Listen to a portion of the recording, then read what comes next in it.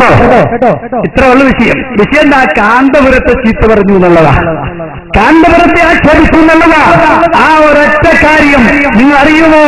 കാന്തപുരം അടക്കമുള്ള പണ്ഡിതന്മാരെന്ന് പറയപ്പെടുന്ന മുസ്ലിയാക്കന്മാരെ, അതോടൊപ്പം തന്നെ ഇപ്പുറത്ത് തങ്ങന്മാരെയും വെച്ച് പരിശോധിച്ചാൽ കേരളക്കരയിലെ സമസ്തയിലെയും ദക്ഷിണയിലെയും ആളുകൾ പറയും മുസ്ലിയാക്കന്മാരെക്കാൾ സ്ഥാനം തങ്ങന്മാർക്കാണ്. നിങ്ങൾക്കറിയുമോ?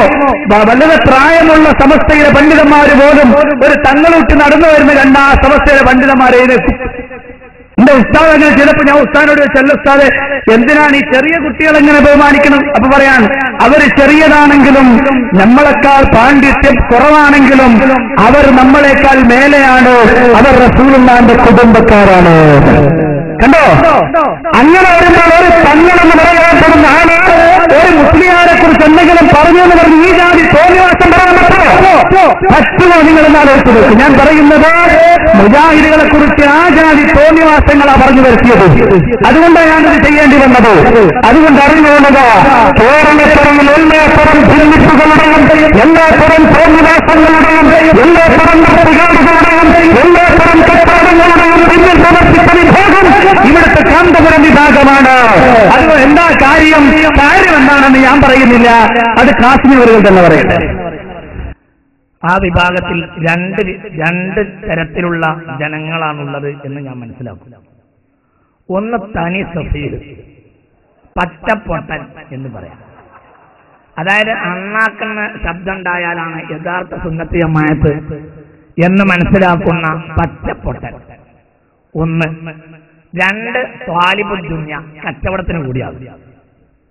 ഈ രണ്ടാമത്തതല്ലാത്ത മൂന്നാമത്തെ ഒരു വർഗം ആ വിഭാഗത്തിൽ ഇല്ല എന്നത് വളരെ സ്പഷ്ടവും വ്യക്തവുമാണ്. കണ്ടോ? അപ്പൊ രണ്ട് വിഭാഗമാണ് ഏപ്പികളുടെ ഇടയിലുള്ളത്. ഒന്ന് പച്ചപ്പൊട്ടൻ സഫീഹ് എന്ന് പറഞ്ഞാൽ നേരത്തെ കണ്ടല്ലോ, തങ്ങന്മാരെ ചീത്ത വിളിക്കുമ്പോൾ പോലും തക്ബീർ മുഴക്കുന്ന പൊട്ടന്മാർ.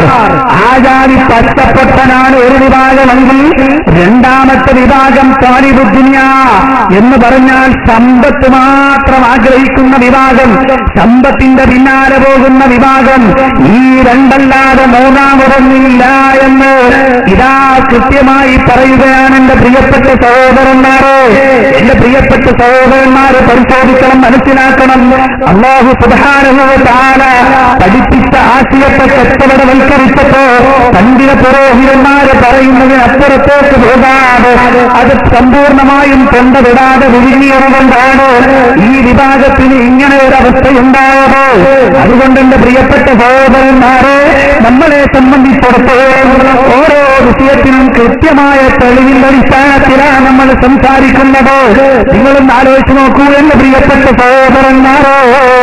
ഇപ്പോഴിതാ ഒരു പുതിയ വിവാദമുണ്ട്. അത് മുടിയുമായി ബന്ധപ്പെട്ട വിവാദമാണ്. മുടിയുമായി ബന്ധപ്പെട്ട വിവാദത്തിൽ നിങ്ങൾ അറിയേണ്ട ഒരു വിഷയം, റസൂലുള്ളാഹി സ്വല്ലല്ലാഹു അലൈഹി വസല്ലമയുടെ മുടിയാണെന്ന് പറഞ്ഞുകൊണ്ട് ഒരു മുടി രംഗത്ത് കൊണ്ടുവന്ന് മുജാഹിദുകൾ ശക്തമായി എതിർത്തു. ഇന്നല്ല, ഇന്നലകളിൽ മാത്രമല്ല, മുജാഹിദ് പ്രസ്ഥാനത്തിന്റെ തുടക്കം മുതൽ മുജാഹിദുകൾ പറയുന്നൊരാശയമുണ്ട്. എന്താണ് ആശയമെന്നറിയുമോ? അല്ലാഹുവിന്റെ റസൂൽ സല്ലല്ലാഹു അലൈഹി വസല്ലം പഠിപ്പിച്ച ആശയമേതാണ്? ആ ആശയത്തിനെതിരാണ് എന്ത് നടന്നാലും അതൊക്കെ എതിർക്കപ്പെടേണ്ടതാണ്, അതൊക്കെ അംഗീകരിക്കാൻ പറ്റാത്തതാണ് എന്ന് മുജാഹിദുകൾ ശക്തമായി പറഞ്ഞിട്ടുണ്ട്. എന്നാൽ ഞാൻ വളരെ ലക്ഷണത്തോടുകൂടി പറയും, കേരളക്കരയിൽ ഈ വിവാദം ഉണ്ടായ സമയത്ത് ഔദ്യോഗിക സമസ്ത വളരെ ശക്തമായ നിലപാടെടുത്തു. മുജാഹിദ് പ്രസ്ഥാനം എപ്പോഴും ആ നിലപാടിൽ തന്നെയാണുള്ളത് കൊണ്ട് ഒരു പ്രത്യേക നിലപാടിന്റെ ആവശ്യം ഉണ്ടായില്ല. എന്നാൽ ബഹുമാനപ്പെട്ട റഹ്മത്തുള്ളാഹി ഖാസിമി മൂത്തേടം അവർകൾ, അദ്ദേഹം റസൂലുള്ളാഹിന്റെ മുടിയിട്ട വെള്ളം 25,000 ഉറുപ്പികയ്ക്ക് വിറ്റു എന്ന വിഷയം കേരളത്തിൽ ജനങ്ങളെ ബോധ്യപ്പെടുത്തിക്കൊണ്ടു മുജാഹിദുകളാണ്. എന്നിട്ട് പറഞ്ഞു തെറ്റാണ് നമ്മൾ പറഞ്ഞു. ആ ദേഷ്യമാണോ എന്ന് എനിക്കറിയില്ല. കോഴിക്കോട് നടന്ന ഈ മുടിവിവാദ പ്രശ്നത്തിൽ വെറുതെ മുജാഹിദുകളുടെ നെഞ്ചത്ത് കയറി വെറുതെ നമ്മളെ ആക്ഷേപിക്കും. കേട്ടോ നിങ്ങൾ ആ വാചകം? അതുകൊണ്ട് ഇതിന്റെ മറവില് കളിച്ചാൽ വഹാബികളെ ഞങ്ങൾ വിടൂല എന്നും സാന്ദർഭികമായി ഓർമ്മപ്പെടുത്തുകയാണ്. ഇതിന്റെ മറവ് നിങ്ങൾ കളിക്കണ്ട. നിങ്ങള് അബദ്ധം ഇവർക്കൊക്കെ ധാരാളം, ഇവർ അബദ്ധത്തിന് വേണ്ടി ഉണ്ടാകുന്നതാവാം. ഇവരൊക്കെ മൈക്ക കിട്ടുന്നത് കൊണ്ടാണ് നിങ്ങൾക്ക് ആളെ കൂടുന്നതെന്നും ഞങ്ങൾക്കറിയാം. പക്ഷെ ആ പേര് പറഞ്ഞിട്ട് തൽക്കാലം മുസ്ലിം സമുദായത്തെ വഞ്ചിക്കാൻ നിങ്ങൾ മനസ്സിലണ്ട. ഹബീബായ റസൂലുള്ളാഹിന്റെ മുടിക്ക് മാത്രം മുടി എന്ന കാര്യം ഉറപ്പാ. ഇതൊരിക്കലും നമ്മൾ പറയാൻ വിചാരിച്ചതല്ല, ഇത് നമ്മളെ കൊണ്ട് പറയിപ്പിച്ചതാ. നമ്മൾ ഒരിക്കലും ഇത് പറയാൻ വിചാരിച്ചതല്ല.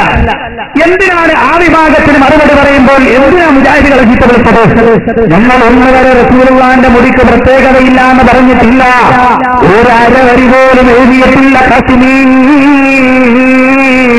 ഞങ്ങൾ ഇന്നുവരെ റസൂലുള്ളാഹിനെ ആക്ഷേപിച്ചിട്ടില്ല. റസൂലുള്ളാഹിന്റെ പ്രത്യേകതയായി സഹീഹായ വന്ന റിപ്പോർട്ടുകൾ അംഗീകരിക്കുന്നവരാണ് മുജാഹിദുകളോട്. ഞാൻ നിങ്ങളുടെ ശ്രദ്ധയിൽപ്പെടുത്തുകയാണ്. റസൂലുള്ളാഹിന്റെ പ്രത്യേകതകൾ എന്തൊക്കെയുണ്ടോ ആ പ്രത്യേകതകൾ മുഴുവനും അംഗീകരിക്കുന്നവരാണ് മുജാഹിദുകളോട്. സല്ലല്ലാഹു അലൈഹി വസല്ലമയുടെ ജീവിതത്തിൽ സംഭവിച്ച ധാരാളം അമാനുഷിക സംഭവങ്ങളുണ്ട്. ആ സംഭവങ്ങൾ മുഴുവനും സഹീഹായി റിപ്പോർട്ട് ചെയ്യപ്പെട്ടത് മുഴുവനും അംഗീകരിക്കുന്നവരാണ് മുജാഹിദുകൾ. ഇന്ന് വരെ ഒരൊറ്റൊരെണ്ണം തള്ളിപ്പറഞ്ഞിട്ടില്ല. റസൂലുള്ളാഹി സ്വല്ലല്ലാഹു അലൈഹി വസല്ലമയുടെ പേരിൽ പഠിപ്പിക്കപ്പെട്ടതൊന്നും തള്ളിപ്പറഞ്ഞിട്ടില്ല. പക്ഷേ നിങ്ങൾ അറിയണം, റസൂലുള്ളാഹിന്റെ പേരിൽ ഇല്ലാത്തത് പറഞ്ഞിട്ടുണ്ടോ ആ പറഞ്ഞതിനെയാണ് മുജാഹിദുകൾ ആക്ഷേപിച്ചിട്ടുള്ളത്.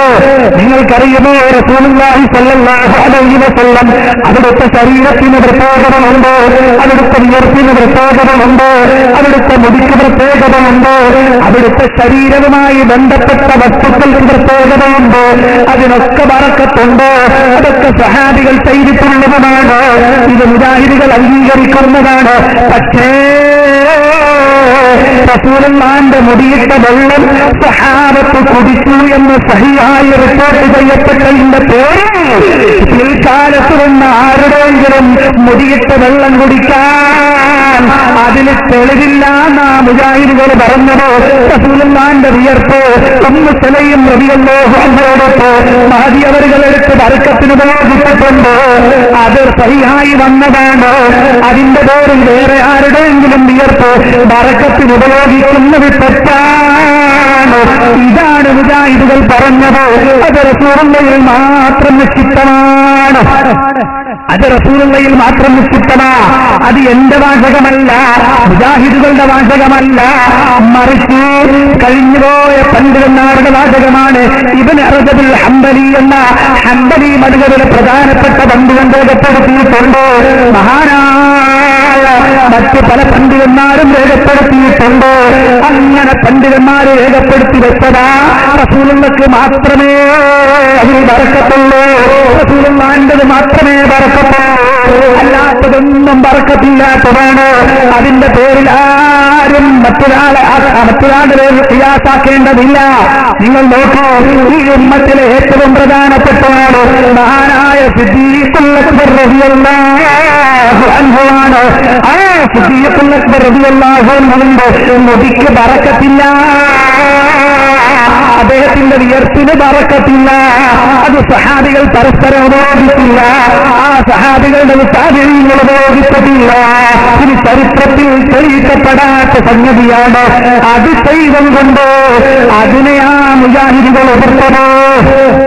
ചില ആളുകൾ പറഞ്ഞു, വലിയായ ഒരാളുടെ തുപ്പുനീര് അയാൾ മുറുക്കി തുപ്പി വെച്ച സാധനം എടുത്തങ്ങ് കുടിച്ചിട്ട് അത് ബർക്കത്ത് കിട്ടി, അയാൾക്ക് വലിയ സംഭവം ഉണ്ടായി എന്ന് പറയാം. ഇത് ഇസ്ലാമികല്ല നമ്മൾ പറയുന്നത്. അത് ഇസ്ലാമികമല്ല. അത് നിങ്ങൾ റസൂലുള്ളാഹിനെ ഖിയാസാക്കേണ്ടതില്ല. മനസ്സിലാവോ? ഇത് പറഞ്ഞപ്പോ അതിനെ വ്യാപകാർത്ഥത്തിലേക്ക് കൊണ്ടുവന്ന് ഞങ്ങൾ റസൂലുള്ളാഹിനെ ധിക്കരിക്കുമ്പോഴെന്ന് വെറുതെ പ്രതിവിട്ടതല്ലേ കാസുനി. അതുകൊണ്ടാണ് ഞങ്ങളത് പറയേണ്ടി വന്നത്. നിങ്ങളെ പിടിക്കണമെന്ന് യാതൊരാഗ്രഹവും ഞങ്ങൾക്കില്ലായിരുന്നു. പക്ഷേ ഞങ്ങളെ വെറുതെ പറഞ്ഞാൽ മറുപടി പറയേണ്ടി വരുമെന്നതുകൊണ്ട് മാത്രമാണ് ഞാനത് നിങ്ങളെ ശ്രദ്ധയിൽപ്പെടുത്തിയത്. ഇനി നിങ്ങൾ നോക്കൂ എന്റെ പ്രിയപ്പെട്ട സഹോദരന്മാരെ, റസൂലുള്ളാഹി സ്വല്ലല്ലാഹു അലൈഹി വസല്ലം ജീവിച്ചിരുന്ന കാലത്ത് റസൂലുള്ള മുടി വെച്ചത് എത്ര മുടിയാ വെച്ചിട്ടുള്ളത്? റസൂലുള്ള മുടിവെച്ചത് ചെവിയുടെ കുറ്റി വരെയാണ്, അല്ലെങ്കിൽ ചെവിയുടെ പകുതി വരെയാണ് റസൂലുള്ളാന്റെ മുടി. അതേ സുന്ദരമായ മുടിയാണ് റസൂലുള്ളാന്റെ മുടി. അതുപോലെ സുന്ദരമായ ഒരു ശരീരം ലോകത്ത് ഒരാൾക്കുമില്ലല്ലോ.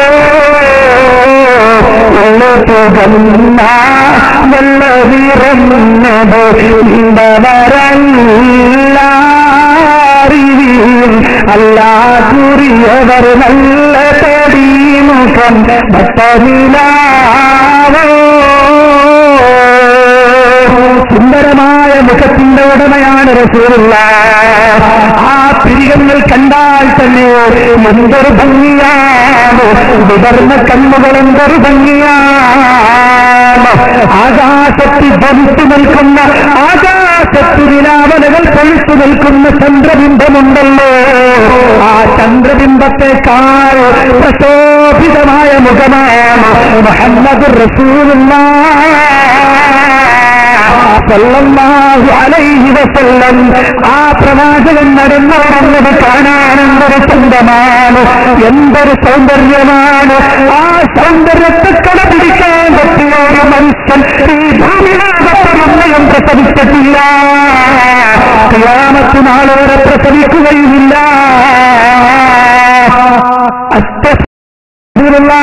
നടക്കുമ്പോ പോലും ആ നടത്തത്തിനെന്തൊരു സൗന്ദര്യമാണ്.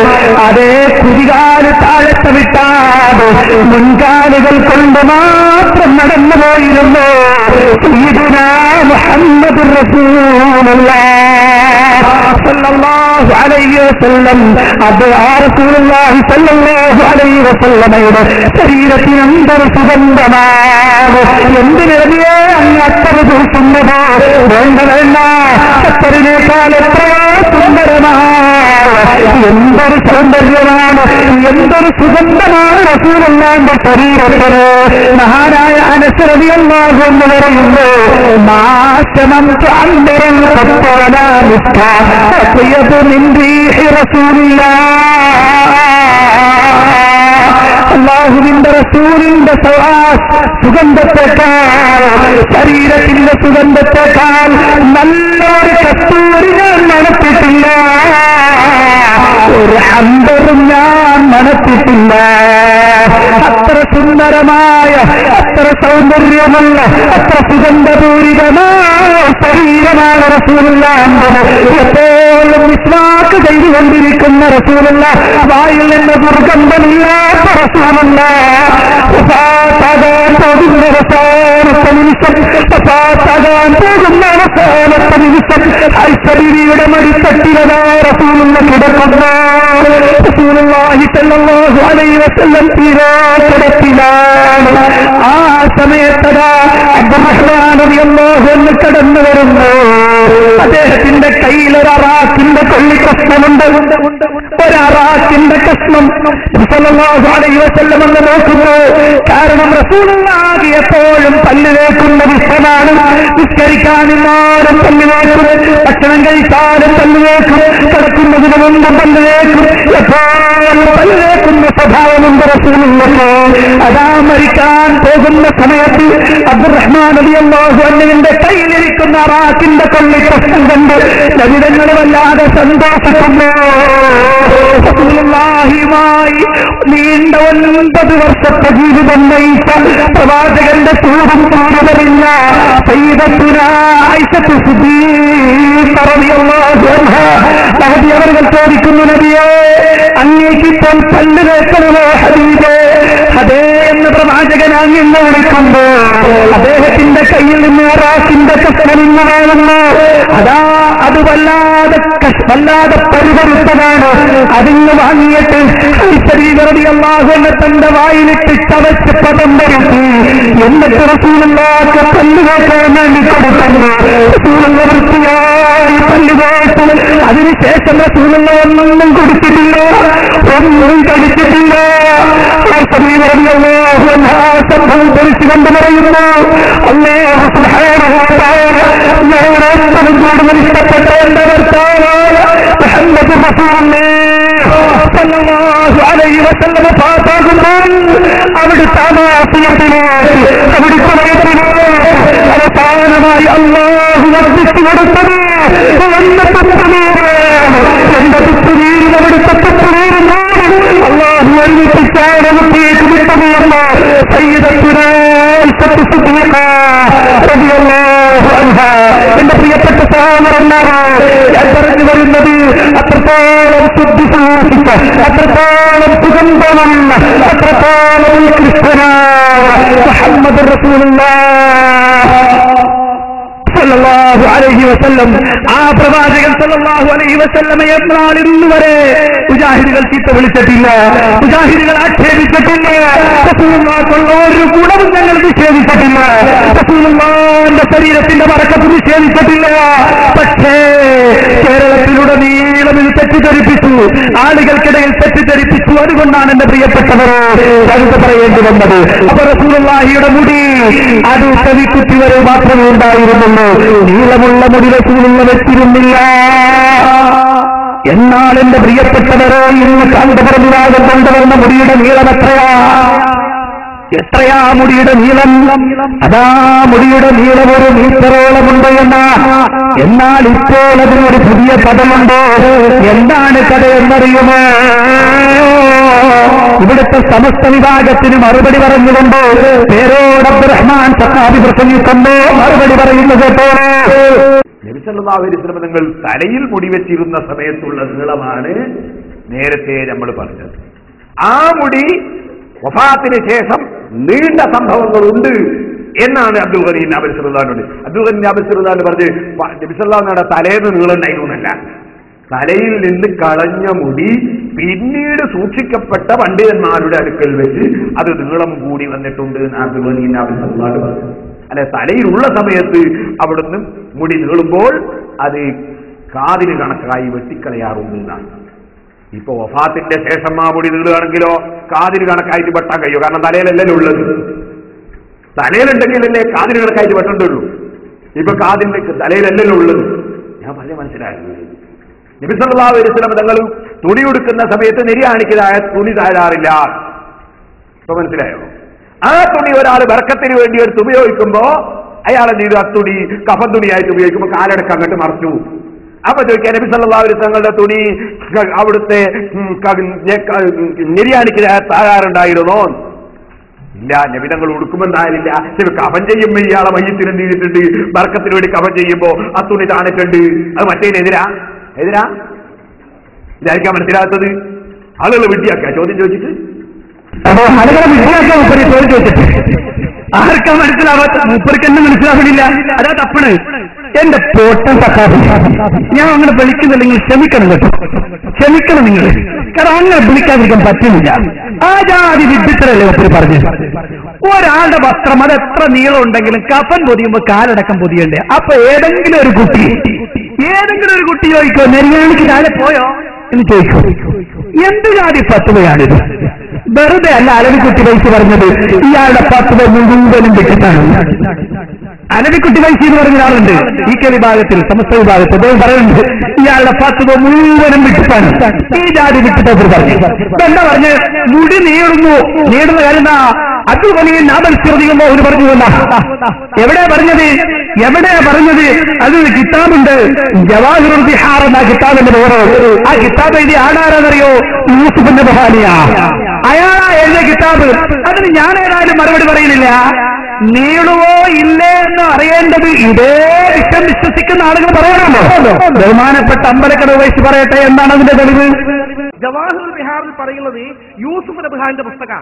യൂസുഫ് നബ്ഹാനി എന്ന് പറയുന്നത് പൂർവ്വകാലത്തിൽ ഇമാമല്ല, നമ്മുടെ കേരളത്തിൽ ജീവിച്ചിരുന്ന അഭിവന്ദനായ ശൈഖുന KT മാണു മുസ്ലിയാർ നവ്വറല്ലാഹു മർഖദഹു, അദ്ദേഹത്തിന്റെ ഉസ്താദാണ് അരിപ്ര മൊയ്ദിനാജി. അരിപ്ര മൊയ്ദിനാജിയുടെ ഉസ്താദാണ് മക്കയിലുള്ള യൂസുഫ് നബ്ഹാനി. ഈ യൂസുഫ് നബ്ഹാനിയുടെ കിതാബാണ് ജവാഹിറുൽ ബിഹാർ. ആ കിതാബിൽ അദ്ദേഹം പറയുന്നു അന്നഹ തതൂലു, നിശ്ചയം നീളും, വയതവല്ലദു മിൻഹാ ശുഅബുൻ ഗൈറുഹ, ആ ഒരു മുടിയിൽ നിന്ന് അതിന് ചില്ലകൾ ശാഖകൾ ഇങ്ങനെ പിന്നെ കണക്ഷങ്ങൾ ഉണ്ടായിത്തീരും. വകുല്ലു ദാലിക ലൈസ ബിഅജീബ്, അതൊന്നും അത്ഭുതമല്ല, അങ്ങനെ ഉണ്ടാകാമെന്ന് യൂസുഫ് നബ്ഹാനി പറയുന്നു. ഉണ്ടായി എന്ന് പറയുന്നില്ല, ഉണ്ടാകാൻ സാധ്യതയുണ്ട്. ഗൗരവമുള്ള വിഷയ, ഇതിന് തെളിവല്ല. കണ്ടോ, ഗൗരവമുള്ള വിഷയ, ഇതിന് തെളിവല്ല. എവിടെ യൂസുഫ് നബിയുടെ പുസ്തകത്തിൽ പറഞ്ഞു റസൂലുള്ളാഹിന്റെ മുടി നീളമെന്ന്. ആ പറഞ്ഞത് തെളിവല്ല. ഞാൻ ചോദിക്കട്ടെ, കണ്ടോ നിങ്ങൾ ആ മുടിയുടെ നീളം എത്രയുണ്ടോ? മീറ്ററോളം നീളമുണ്ട്. ഞാനിതാ നിങ്ങളുടെ ശ്രദ്ധയിൽപ്പെടുത്തുന്നത് അങ്ങനെ വന്ന് നിൽക്കട്ടെ. എന്റെ പ്രിയപ്പെട്ട സഹോദരന്മാരെ, റസൂലുള്ളാഹിന്റെ മുടി ഇത് ഒരാളുടെ കയ്യിൽ മാത്രമല്ലല്ലോ, ലോകത്ത് സഹാബത്തിന്റെ കയ്യിൽ മുഴുവനും മുടിയുണ്ടായിരുന്നല്ലോ. അതേ ഹജ്ജത്തുൽ വദാഇന്റെ സമയത്ത് നബി സല്ലല്ലാഹു അലൈഹി വസല്ലം മുടി വടിച്ചു. ആ മുടി സഹാബത്തിന് കിട്ടി. അത് വിതരണം ചെയ്തു. ഒരു മുടി കിട്ടിയവരുണ്ട്, രണ്ട് മുടി കിട്ടിയവരുണ്ട്. ഈ മുടിയെല്ലാം സഹാബത്ത് കിട്ടിയ ആളുകൾ മരണപ്പെടുന്നത് വരെ കയ്യിലുണ്ടായിരുന്നല്ലോ. റസൂലുള്ള വഫാത്താകുന്നത് ഹിജ്റ 11-ാം വർഷമാണ്. ഹിജ്റ 11-ാം വർഷത്തിലാണല്ലോ. ഹിജ്റ 10-ാം വർഷമല്ലേ ഹജ്ജ് നടന്നത്. അതിനുശേഷം എന്റെ പ്രിയപ്പെട്ട സഹോദരന്മാരെ, റസൂലുള്ളാഹി സ്വല്ലല്ലാഹു അലൈഹി വസല്ലമയുടെ ഖാദിമു റസൂലുള്ളാഹ്, റസൂലുള്ളാഹിന്റെ സഹായി എന്ന പേരിൽ അറിയപ്പെട്ടിരുന്ന അനസ് ഇബ്നു മാലിക് റളിയല്ലാഹു അൻഹു, അദ്ദേഹം മരിക്കുന്നത് ഏകദേശം ഒരു നൂറ്റാണ്ടോടടുക്കുന്ന സമയത്താണ്. അതേ, വളരെ വൃദ്ധനായതിനു ശേഷമാണ് അനസ് റളിയല്ലാഹു അൻഹു വഫാത്താകുന്നത്. അനസ് റളിയല്ലാഹു അൻഹുവിന്റെ കയ്യിലും മുടിയുണ്ടായിരുന്നു. ആ മുടി നീണ്ടിട്ടില്ല. ഉമ്മു സുലൈം റളിയല്ലാഹു അൻഹയുടെ കയ്യിലും മുടിയുണ്ടായിരുന്നു. ആ മുടിയും നീണ്ടിട്ടില്ല. ഇനി മാത്രമല്ല എന്റെ പ്രിയപ്പെട്ട സഹോദരന്മാരെ, ലോകത്തിന്റെ വിവിധ ഭാഗങ്ങളിൽ റസൂലുള്ളാഹിന്റെ മുടിയാണെന്ന് പറഞ്ഞുകൊണ്ട് മുടി വെച്ചിട്ടുണ്ട്. ആ മുടികളൊന്നും തന്നെ നീളുന്നില്ലല്ലോ, അതിന് കളപ്പങ്ങൾ വരുന്നില്ലല്ലോ, അതിന് ചില്ലകൾ വരുന്നില്ലല്ലോ, അതിന് ശാഖകൾ വരുന്നില്ലല്ലോ. കാന്തപുരത്തിന് കിട്ടിയ മുടി മാത്രമാണ് നീളുന്നത്. അതിനാവട്ടെ കിതാബ് ജവാഹിറുൽ ബിഹാറിൽ തെളിവുണ്ട്. എന്തോ എന്നാൽ റസൂലുള്ളാഹി സ്വല്ലല്ലാഹു അലൈഹി വസല്ലമയുടെ മുടി അങ്ങനെ നീളുക എന്ന ചരിത്രം ഇന്ന് വരെ രേഖപ്പെടുത്തപ്പെട്ടിട്ടില്ല. യൂസുഫ് നബി എന്ന് പറഞ്ഞ ആളാരാന്നറിയോ നിങ്ങൾക്ക്? എല്ലാത്തരം തോന്നിയാസങ്ങളും എല്ലാത്തരം ആവശ്യമില്ലാത്ത കാര്യങ്ങളും ദീനിന്റെ പേരിൽ എഴുതി ചേർക്കുന്ന ആളാ. ഇദ്ദേഹത്തിന് ജാമിഉൽ കറാമാത്തുൽ ഔലിയാ എന്ന് പറഞ്ഞ പുസ്തകമുണ്ട്. ആ പുസ്തകത്തിന്റെ കഥ നിങ്ങൾക്കറിയുമല്ലോ. നാദാപുരത്ത് വെച്ച് ബഹുമാനപ്പെട്ട ഹുസൈൻ ഫലബി ഈ സംഭവം ഒന്ന് വിശദീകരിക്കുന്നുണ്ട്. അതിൽ പറയപ്പെട്ട കറാമത്തത് ജനമധ്യത്തിൽ പറയാൻ പറ്റാത്തതാണ്. മാത്രമല്ല ഇതുപോലെയുള്ള ധാരാളം വിഷയങ്ങൾ പറയുന്ന യൂസുഫ് നബി ഇതും അതിനപ്പുറം പറയാം. അതുകൊണ്ടാണ് അദ്ദേഹത്തെ കുറിച്ച് പരിചയമുള്ള ആ അമ്പലക്കട ഉപയോഗിച്ച് പറഞ്ഞത് അത് തെളിവല്ല, അത് തെളിവല്ല. ഇത്രയും നീളമുള്ള മുടി അത് റസൂലുള്ളാഹിന്റെ മുടിയല്ല. കാരണമെന്താ? നിങ്ങൾ നോക്കൂ ആ മുടിയുടെ പ്രത്യേകത. ആ മുടിയുടെ പ്രത്യേകത നിങ്ങൾ നോക്കൂ. കാന്തപുരം അദ്ദേഹത്തിന്റെ പുസ്തകം മുഹമ്മദ് റസൂൽ ജീവിത പ്രകാശനം സ്നേഹപ്രകീർത്തനം, ആ പുസ്തകത്തിന്റെ 45, 46, 47 പേജുകളിൽ പറയുന്നു റസൂലുള്ളാഹിന്റെ മുടിയുടെ നിറമേതാ? റസൂലുള്ളാഹിന്റെ മുടിയുടെ നിറമേതാ? റസൂലുള്ളാഹിന്റെ മുടിയുടെ നിറം കടും കറുപ്പ്. റസൂലുള്ളാഹിന്റെ മുടിയുടെ നിറം കടും കറുപ്പ്. ഏതാനും മുടികൾ മാത്രമേ നിറച്ചിരുന്നുള്ളൂ, 20-ൽ താഴെ മാത്രം. കണ്ടോ കാന്തപുരത്തിന് കിട്ടിയ മുടിയുടെ നിറവേദ ചെമ്പൻ മുടിയാ. ഇത് റസൂലുള്ളാഹിന്റെ മുടിയല്ല. റസൂലുള്ളാഹിന്റെ മുടി 20-ൽ താഴെ മാത്രമേ തലയിലും താടിയിലും നിറച്ചിരുന്നുള്ളൂ. അതേ, ഈ കാണുന്ന വലിയ മുടി അങ്ങനെ ചെമ്പനായി. മറുപടി കാന്തപുരവും ഈ കുട്ടികളും പറയേണ്ടതാണ്. ഇനി മാത്രമല്ല റസൂലുള്ളാഹിന്റെ മുടി ചെറുതാണ്. ഇതെങ്ങനെ വലുതായി? ഇത്രയും വലിയ മുടി ആരാ സൂക്ഷിച്ചത് പറയണം. ഇനി റസൂലുള്ളാഹിന്റെ മുടി സഹാബത്തിന്റെ കയ്യിൽ 1ഉം 2ഉം കിട്ടി. ആയിരക്കണക്കിന് മുടി ആരുടെ കയ്യില? ആരുടെ കയ്യിലാ കിട്ടിയത്? ഇതിന്റെ സനത് പരമ്പര കൃത്യമായി പറയേണ്ടതുണ്ട്. കൃത്യമായി പറയപ്പെടാത്ത കാലത്തോട് ഇത് അംഗീകരിക്കാനും പറ്റില്ല എന്ന് പറഞ്ഞപ്പോ കേരളക്കരയിലൊക്കെ സനത് വായിച്ചു. സനത് ഇന്ന് വായിക്കുന്നു എന്ന് പറഞ്ഞിട്ട് കുറെ സനത് വായിച്ചു. നമ്മൾക്ക് തന്നെ അത് വ്യക്തമായിട്ടില്ല. നമുക്കത് വ്യക്തമാവേണ്ട കാര്യവുമില്ല. കാരണം നമ്മൾ വ്യക്തമായി മനസ്സിലാക്കുന്നു റസൂലുള്ളാഹി സ്വല്ലല്ലാഹു അലൈഹി വസല്ലമയുടെ മുടി അതില്ല റസൂലുള്ളാഹിന്റെതെന്ന് പറയപ്പെടാൻ പറ്റുന്നത് ഒന്നും ഭൂമിയുടെ പുറത്തില്ലാണ്. അതിനെക്കുറിച്ച് നൂറ്റാണ്ടുകൾക്ക് മുമ്പ് പഠനം നടത്തിയ പണ്ഡിതന്മാർ പറഞ്ഞത് മനസ്സിലാവും. എന്നാൽ സനത് ചോദിച്ച ആളുകൾക്കെന്തത് മനസ്സിലാവണം, അവർക്കും മനസ്സിലാവുന്നില്ല. ചോദിക്കുന്ന പറയുന്ന ആളുകൾക്ക് മനസ്സിലാവുന്നില്ല, അവർക്ക് മനസ്സിലാവുന്നില്ല. അത് ചോദിക്കുമ്പോ ഇത് പറയും, ഇത് ചോദിക്കുമ്പോ അത് പറയും. അങ്ങനെ അങ്ങോട്ടും ഇങ്ങോട്ടും മാറ്റി മാറ്റി മാറ്റി ഇഷ്ടമുള്ള ചിലപ്പോൾ പറയും നസബയാ വായിക്കുമെന്ന് പറയും. നസബ് എന്ന് പറഞ്ഞാൽ കുടുംബത്തിന്റെ പരമ്പരയെ വായിക്കുമെന്ന് പറയും. കുടുംബ പരമ്പര വായിക്കും. ചില സമയത്ത് ബർക്കാത്തി സാദാത്തുകൾ തമ്മിൽ പരമ്പരയെ വായിക്കുമെന്ന് പറയും. അപ്പൊ വായിക്കും. ഇങ്ങനെ മാറിയും തിരിഞ്ഞും മലക്കം മറിയാണ് ചെയ്യുക. ഇനി നോക്ക് നിങ്ങൾ, ഈ മുടി നീളത്തെക്കുറിച്ചും ഇതിന്റെ സനദിനെ കുറിച്ചും ഒക്കെ ചോദിച്ചു ബഹുമാനപ്പെട്ട സമസ്തയുടെ പണ്ഡിതൻ ബഹാവുദ്ദീൻ കുഴിയാണ് അവർക്ക് ചോദിച്ചപ്പോ പേരോട് പരിഹരിക്കാൻ നോക്കും. നിങ്ങൾ ഉപ്പരിക്കൊന്നും ചോദിക്കാൻ പാടില്ല. പട്ടിക്കാടുന്ന് കൊടുക്കുന്ന സെനത് നാട്ടിനെ പട്ടിയാക്കുന്ന സഫാഹത്താണ് എന്ന് പറഞ്ഞ കൂരിയാട്ടുകാരനല്ലേ ഈ ചോദ്യമൊക്കെ ഉണ്ടാക്കിയ. പിന്നെ എവിടെയാ കൊണ്ടുപോയി വിടാതിരിക്കും. ഇനിയോ അടുത്തത് എങ്കിലും സ്ത്രീകളെ പോലെ എങ്കിൽ അങ്ങനെ എങ്കിലില്ലല്ലോ. പിന്നെ സ്ത്രീകളെ പോലെ ആണ്ടല്ലോ, സ്ത്രീകളെ പോലെ അതൊന്നും ആയിക്കോട്ടെ. സ്ത്രീകളെ പോലെ മുടിവെക്കാൻ കാന്തറും അനുയായികളും തയ്യാറാവുമോ? അത് പെണ്ണുങ്ങളെ കൂട്ടി നടക്കുന്നവർ വേണമെങ്കിൽ അങ്ങനത്തെ പരിപാടിയൊക്കെ നടത്തിക്കോട്ടെ, നമ്മളോട് ചോദിക്കേണ്ടിയില്ല. ഒരെണ്ണം നേരം വേണം ചോദിച്ചു. നിങ്ങൾക്കറിയാലോ, നാദാപുരത്ത് ചോദിച്ച് ഹുസൈൻ തലക്ക് ചോദിച്ച് മക്കയിൽ കൊടികുത്ത് നേർച്ചയുണ്ട്. മക്കയിൽ കൊടികുത്ത് നേർച്ചയില്ല. എത്ര കൊടിയാ മിനര് കുത്താത്തു? എത്ര കൊടിയാ മിനര് കുത്താത്തു? ഇനി ആണ്ട് നേർച്ച ഉണ്ടോ? ഹജ്ജ് എന്ന് പറഞ്ഞാൽ തന്നെ ആണ്ട് നേർച്ചയല്ലേ? ഈസ്റ്റന്റെ മറുപടിയാകും പെട്ടെന്ന് ഇങ്ങ് വരും. പക്ഷെ പറയുന്നത് പൊട്ടത്തരാണെന്ന് മൂപ്പരെന്ന് മനസ്സിലാക്കുന്നില്ല. പക്ഷെ ആളുകൾക്ക് തിരിയുന്നുണ്ട് കേട്ടോ, ആളുകൾക്ക് തിരിയുന്നുണ്ട്. ആളുകളത് മനസ്സിലാക്കുന്നുണ്ട്. ഇനി കേട്ടോ നിങ്ങള്, സനത് ചോദിച്ചു എന്നതിനെ പരിഹസിക്കുന്നു അദ്ദേഹം. സനത് ചോദിക്കുക എന്നത് ശരിയല്ലോ. ഒരു കാര്യം ഒരാൾ കൊണ്ടുവന്നാൽ അത് റസൂലുള്ളയിൽ നിന്നാണോ അല്ലേ എന്നത് അന്വേഷിക്കേണ്ട ബാധ്യത മുഅ്മിനുകൾക്കുണ്ടല്ലോ. അത് ചോദിക്കുന്നവരെപ്പോഴും പരിഹസിക്കുകയാണ്. ഇദ്ദേഹത്തിന്റെ സ്വഭാവം തന്നെ ഇങ്ങനെയാ. അദ്ദേഹത്തോട് ചോദ്യം ചോദിച്ചാൽ അദ്ദേഹം പരിഹസിക്കും വേണ്ടി പറയുന്നത് എന്താണെന്ന് പോലും ചിന്തിക്കുകയില്ല. കാരണം ഒരിക്കലും ആള് ചോദിച്ചു അല്ലാഹു ലാ ഇലാഹ ഇല്ലാ ഹുവൽ ഹയ്യുൽ ഖയ്യൂം, ഈ ആയത്ത് പറഞ്ഞിട്ടില്ലേ അല്ലാഹു സുബ്ഹാനഹു വ തആല ഹയ്യാൻ, അല്ലാഹുവിനെ മാത്രമാണ് വിളിച്ചു പ്രാർത്ഥിക്കേണ്ടത്, മരണപ്പെട്ടു പോയവരെ വിളിക്കാൻ പാടില്ല. ഉടനെ പേരോട് ആരും ചോദിക്കാം അല്ല മരിച്ചാലോ ജീവിച്ചാലോ? പേരോട് അല്ല മരിച്ചാലോ ജീവിച്ചാലോ? ഈ ജാതി ചോദ്യം ചോദിക്കുന്ന ആളാണ് പേരോട്. ഒരു കൊച്ചുകുട്ടി ചോദിക്കുന്നതിനെ അല്ല മരിച്ചാലോ ജീവിച്ചാലോ? പേരോടിന്റെ ചോദ്യത. അതുപോലെ ഒരു സഫാഹത്ത് ചോദ്യം കേട്ടോ പേരോട് ചോദിക്കുന്നു.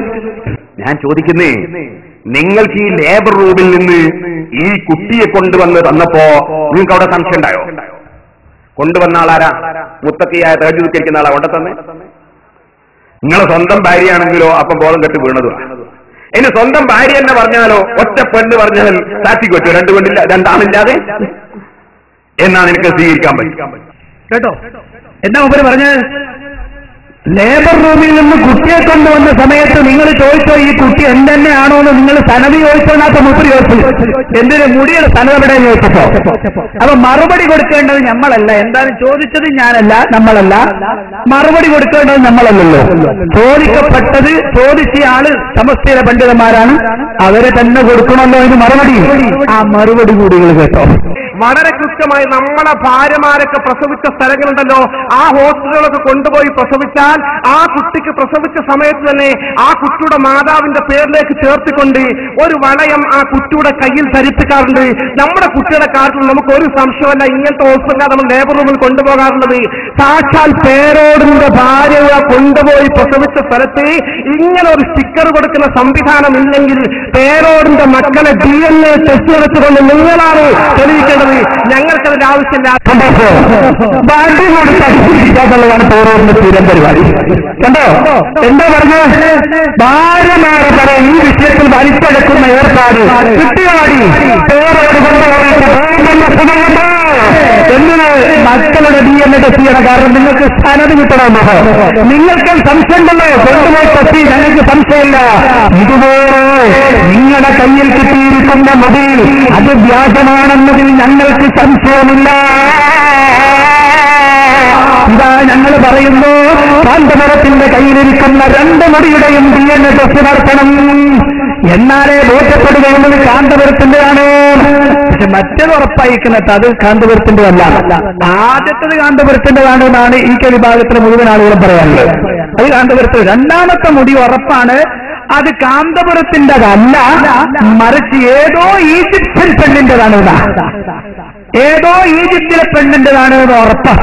കാരണം ആ മുടിയുടെ കെട്ടും മട്ടും കണ്ടാൽ അങ്ങനെ ബോധ്യപ്പെടാം. വെറുതെ അല്ല ഞാനിത് പറയുന്നത്. ഈജിപ്തുമായിട്ട് ഈ മുടി കൊടുത്ത ആൾക്ക് വലിയ കണക്ഷനാണ്. ആര്? അഹമ്മദ് ഖസ്റജി. മൂപ്പർക്ക് തലക്ക് നല്ല സുഖമില്ലാത്ത ആളാ. ആര്? അഹമ്മദ് ഖസ്റജി. അഹമ്മദ് ഖസ്റജി. അത് ഞാൻ പറയില്ല. ഈ മുടിയുമായി ബന്ധപ്പെട്ട ചർച്ച വന്നപ്പോ ബഹുമാനപ്പെട്ട ബഹാവുദ്ദീൻ കൂരിയാട് അവർ പറയുന്നു, ഇദ്ദേഹത്തിന്റെ ജ്യേഷ്ഠൻ പറയുന്നത്, ഞങ്ങളുടെ അവരുടെ പിതാവ് UAE മിനിസ്റ്റർ ആയിരുന്നു നീണ്ടകാലം. അതിന് പുറമെ അദ്ദേഹം ഒരു പണ്ഡിതനായിരുന്നു. അദ്ദേഹം ഗ്രന്ഥകാരനുമായിരുന്നു.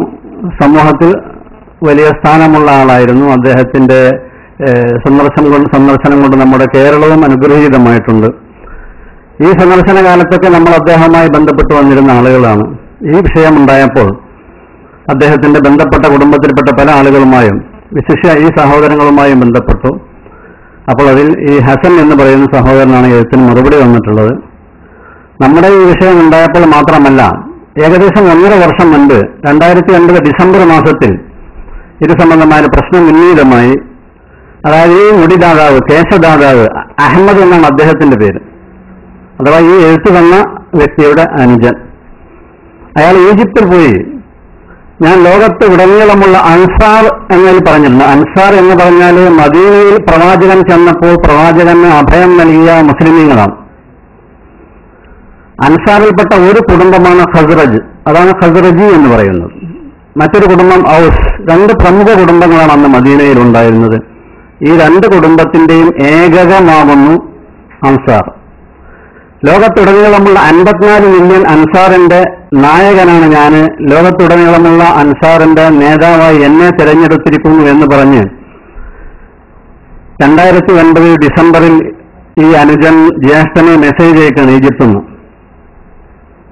ഉടനെ തന്നെ തൊട്ടടുത്ത ദിവസമല്ല, അതിന്റെ അടുത്ത ദിവസം UAE ഉപപ്രധാനമന്ത്രിയും UAE ആഭ്യന്തരമന്ത്രിയുമായ 2 ഒരാളാണ്. നേരത്തെ ഉണ്ടായിരുന്ന രാഷ്ട്രപിതാവിന്റെ മകൻ Saif bin Zayed Al Nahyan എന്നയാൾക്ക് ഇദ്ദേഹം കത്ത് കൊടുത്തു. എന്റെ അനുജൻ ഇങ്ങനെ ചില പരിധി വിട്ട പ്രവർത്തനങ്ങളൊക്കെ ചെയ്യുന്നുണ്ട്, ഞങ്ങൾ കുടുംബത്തിന് കൂടി അതിന്റെ ദുഷ്പേര് വരും, അതുകൊണ്ട് കുടുംബത്തിന്റെ അഭിമാനം സംരക്ഷിക്കാനും അനുജന്റെ ഇതുപോലെയുള്ള അവിവേകപൂർണമായ പ്രവർത്തനങ്ങൾ നിർത്താനും വേണ്ടത് ചെയ്യണം എന്ന് പറഞ്ഞ് അദ്ദേഹം കത്ത് കൊടുത്തിട്ടുണ്ട്. ആ കത്ത് നമ്മുടെ കയ്യിലുണ്ട് കേട്ടോ. അപ്പൊ ഇന്നല്ല 2009 മൂപ്പർക്ക് പോക്കേട് തുടങ്ങിയിരിക്കുന്ന വല്ലാത്ത പ്രശ്നമുണ്ട്. ഇപ്പൊ അവിടെ ചെന്നിട്ട് ഈജിപ്തിൽ നിന്നിട്ട് അനുജനായ ഹസൻ ഖസ്റജിക്ക് മെസ്സേജ് അയക്കാണ്, ഞാൻ ഈ അൻസാർ എന്ന് പറയപ്പെടുന്ന വിഭാഗത്തിന്റെ മുഴുവനും നേതാവായി പ്രഖ്യാപിക്കപ്പെട്ടിരിക്കുകയാണ്. അപ്പൊ മൂപ്പർക്കൊരു വലിയ ആളാകണമെന്നൊരു ധാരണ നേരത്തെ ഉണ്ട്. അതാ ഖസ്റജി കുടുംബത്തിലെ അനുജൻ പറയുന്നു, ഇയാൾക്ക് ഇങ്ങനത്തെ ഒരു പ്രശ്നമുണ്ട്, അതുകൊണ്ട് പിന്നെ രാജ്യം ഭരിക്കുന്ന നേതാക്കന്മാർ ആളുകൾ തന്നെ എന്ത് ചെയ്യണം, ഇതിനൊരു തീരുമാനം എടുക്കണമെന്ന് പറഞ്ഞ് അനുജനായ ഹസൻ ഖസ്റജി അവർക്ക് പെറ്റീഷൻ കൊടുത്തോ കത്തെഴുതി എന്നാണ് ബഹുമാനപ്പെട്ട ബഹാവുദ്ദീൻ കൂരിയാണ് അവർ പറയുന്നത്. ആ പോക്കിൽ കിട്ടിയതാ ഈ സാധനം, ആ പോക്കിൽ കിട്ടിയതാ ഈ മുടി. വെറുതെ എന്നാ ഈ പറയുന്നത്. കാരണം 2009 പുറത്തിറക്കിയ പുസ്തകമുണ്ട്. എന്താണ്? പ്രവാചകൻ സല്ലല്ലാഹു അലൈഹി വസല്ലമയുടെ അസ്റാർ ആസാരി നബവിയ്യ എന്ന പുസ്തകം, റസൂലുള്ളാഹി സല്ലല്ലാഹു അലൈഹി വസല്ലമയുടെ തിരുശേഷിപ്പുകളുടെ അകത്തുള്ള ഒരു പുസ്തകം. അതിന്റെ 3ാമത്തെ എഡിഷൻ പുറത്തിറങ്ങിയത് 2009. ആ 2009 പുറത്തിറങ്ങിയ പുസ്തകത്തിനും ഇങ്ങനത്തെ ഒരു മുടി ഉണ്ടായിരുന്നില്ല. അതിനുശേഷം ശേഷം ഇദ്ദേഹം ഈജിപ്തിൽ പോയി അൻസാറുകളുടെ നേതാവായി ചമഞ്ഞ് തിരിച്ചു വന്നപ്പോഴാണ് ഖസ്റജ് കുടുംബത്തിന് കിട്ടിയ ഈ വമ്പൻ മുടിയുമായി രംഗത്ത് വരുന്നത്. അതുകൊണ്ടാണ് അസൽ ഖസ്റജ് പറഞ്ഞ് ഞങ്ങളുടെ കുടുംബത്തിന് ഇങ്ങനെ ഒരു മുടിയേ ഉണ്ടായിരുന്നില്ല, ഇപ്പള്ള കാലത്തില്ല, ഞങ്ങൾക്ക് പരമ്പരയായിട്ടൊന്നും മുടി കിട്ടിയിട്ടില്ല, ഇദ്ദേഹത്തിന് എവിടുന്നോ കിട്ടിയതാണത്. മനസ്സിലായോ? ഈ ഇല്ലാത്ത സാധനം ഏതോരാണ് കൊണ്ടു കൊടുത്ത സാധനം, അതുമാവട്ടെ എന്റെ പ്രിയപ്പെട്ടവരെ, അങ്ങനെ കൊടുത്തു കിട്ടിയെന്ന് നമുക്ക് ഉപേക്ഷിക്കാമായിരുന്നു. പക്ഷേ അതിന്റെ പേരിൽ വമ്പനൊരു തട്ടിപ്പ് നടത്തി. എന്താ തട്ടിപ്പ്? അല്ലാഹുവിന്റെ റസൂൽ സല്ലല്ലാഹു അലൈഹി വസല്ലമയുടെ പേരിൽ വലിയ ഒരു ആരോപണം പറഞ്ഞു. റസൂലുള്ള പറയാത്ത കാര്യം പറഞ്ഞു. ഇതുവരെ റസൂലുള്ളാഹി സ്വല്ലല്ലാഹു അലൈഹി വസല്ലമയിൽ നിന്ന് റിപ്പോർട്ട് ചെയ്യപ്പെടാത്ത സംഗതിയും കൂടി ഇവർ പ്രഖ്യാപിച്ചു. എന്താ ഇവര് പറഞ്ഞത്? അത് ഞാൻ പറയുന്നതിന് മുമ്പ് നിങ്ങളുടെ ശ്രദ്ധയിൽപ്പെടുത്തുന്നു. അവസാന കാലഘട്ടം വരെ വരാനിരിക്കുന്ന ധാരാളം വിഷയങ്ങൾ റസൂലുള്ളാഹി സ്വല്ലല്ലാഹു അലൈഹി വസല്ലം നമുക്ക് മുന്നറിയിപ്പ് നൽകിയിട്ടുണ്ട്. വഹയിന്റെ അടിസ്ഥാനത്തിൽ റസൂലുള്ള പറഞ്ഞിട്ടുണ്ട്. വരാൻ പോകുന്ന സംഗതികൾ പറഞ്ഞു, ഖിയാമത്ത് നാളിലെ സംഗതികൾ പറഞ്ഞു, അപ്പോൾ ഉണ്ടാകുന്ന പ്രശ്നങ്ങളൊക്കെ പറഞ്ഞു. എന്നിട്ടും കാന്തമറമെന്ന് പറഞ്ഞിട്ടൊരു പണ്ഡിതനുണ്ടെന്നും പിന്നീട് വരുമെന്നും അയാൾ എന്റെ മുഹിബ്ബാണെന്നും റസൂലുള്ള പറഞ്ഞതായി നമ്മൾ കേൾക്കുന്നില്ല.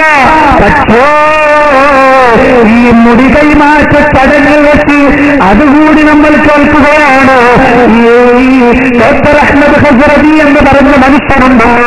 അയാള് സ്വപ്നത്തിൽ കണ്ടു റസൂലുള്ള വന്നിട്ട് പറഞ്ഞു, അഹ്മദേ, നിന്റെ കയ്യിലിരിക്കുന്ന മുടിയുണ്ടോ, അത് നീ കൈമാറ്റം ചെയ്യണം. ആർക്കാണ് കൊടുക്കേണ്ടതെന്നറിഞ്ഞത്? കേരളത്തിലെന്റെ ഒരു മുഹിബ്ബുണ്ട്, ഞാൻ ഇഷ്ടപ്പെടുന്ന ഒരാളുണ്ട്, എന്നെ ഇഷ്ടപ്പെടുന്ന ഒരാളുണ്ട്, കണ്ടപുരമെന്നാണ് അയാളുടെ കയ്യിലാണ് ഈ മുടി കൊണ്ടുപോയി കൊടുക്കേണ്ടത് എന്ന് റസൂലുള്ള പറയുന്നത്. സ്വപ്നത്തിൽ വന്ന് പറഞ്ഞപ്പോഴാണ് മുടി കൈമാറാൻ ഞാൻ തീരുമാനിച്ചത് എന്ന് ഈ അഹ്മദ് ഖസ്റജി പറഞ്ഞു എന്ന്. അതാ നൂറുകണക്കിന് വരുന്ന കേരളത്തിലെ മുസ്ലിമീങ്ങളെ തട്ടിമുട്ടിക്കൊണ്ട് പണ്ഡിതന്മാരെന്ന് പറയുന്ന ഈ നുണബോധം പ്രവർത്തിക്കുന്നു. അതെ, ഈ നുണബോംബ് പൊട്ടിക്കുന്ന ആൾക്ക് നേരത്തെ ഞാൻ പറഞ്ഞു മൂപ്പർ ആദ്യം പറഞ്ഞത് പെട്ടെന്ന് പറഞ്ഞോ, ആദ്യം പറഞ്ഞത് പിന്നെ മറന്നു പോകുന്ന ആളാണ്. മാത്രമല്ല മുടിയുടെ പേരിൽ കിട്ടാനിരിക്കുന്ന ഷെയർ ആലോചിച്ചിട്ട് അതിങ്ങനെ കാൽക്കുലേറ്റ് ചെയ്തിട്ട് മൂപ്പരാകെ അന്തം വിട്ട മട്ടാണ് തുടരുന്നത്. അതുകൊണ്ട് ഇനി ഞാൻ കാണിക്കാൻ പോകുന്ന ഭാഗം ഇദ്ദേഹത്തിന്റെ 2 പ്രഭാഷണങ്ങൾ. ഒന്ന് മുടി കൈമാറ്റ ചടങ്ങിൽ ഇദ്ദേഹം പറഞ്ഞത്, അതിനു മുമ്പ് ഇദ്ദേഹം പറഞ്ഞ വിഷയവും രണ്ടും കൂടി നിങ്ങൾക്ക് മനസ്സിലാകാൻ ഞാൻ നിങ്ങളുടെ ശ്രദ്ധയിൽപ്പെടുത്തുകയാണ്. നിങ്ങളൊന്ന് കണ്ടോളൂ. ഇപ്പോൾ നബി സല്ലല്ലാഹു അലൈഹി വസല്ലമയുടെ അനുമതി സ്വപ്നത്തിലൂടെ ലഭിച്ചതിന്റെ പേരിലാണ് ഈ മുടി നിങ്ങൾക്ക് കൈമാറുന്നതെന്നും നേരത്തെ ഉസ്താദ് അവറുകളോട് ഷെയ്ഖ് അഹമ്മദ് അവറുകൾ പറയുമ്പോൾ ഞാനും സമീപത്തുണ്ടായി. ഒരു സ്വപ്നത്തെയും മാനദണ്ഡമാക്കാൻ പാടില്ല, അത് ശൈത്താനിന്റെ കുതന്ത്രമാണ് കേട്ടോ.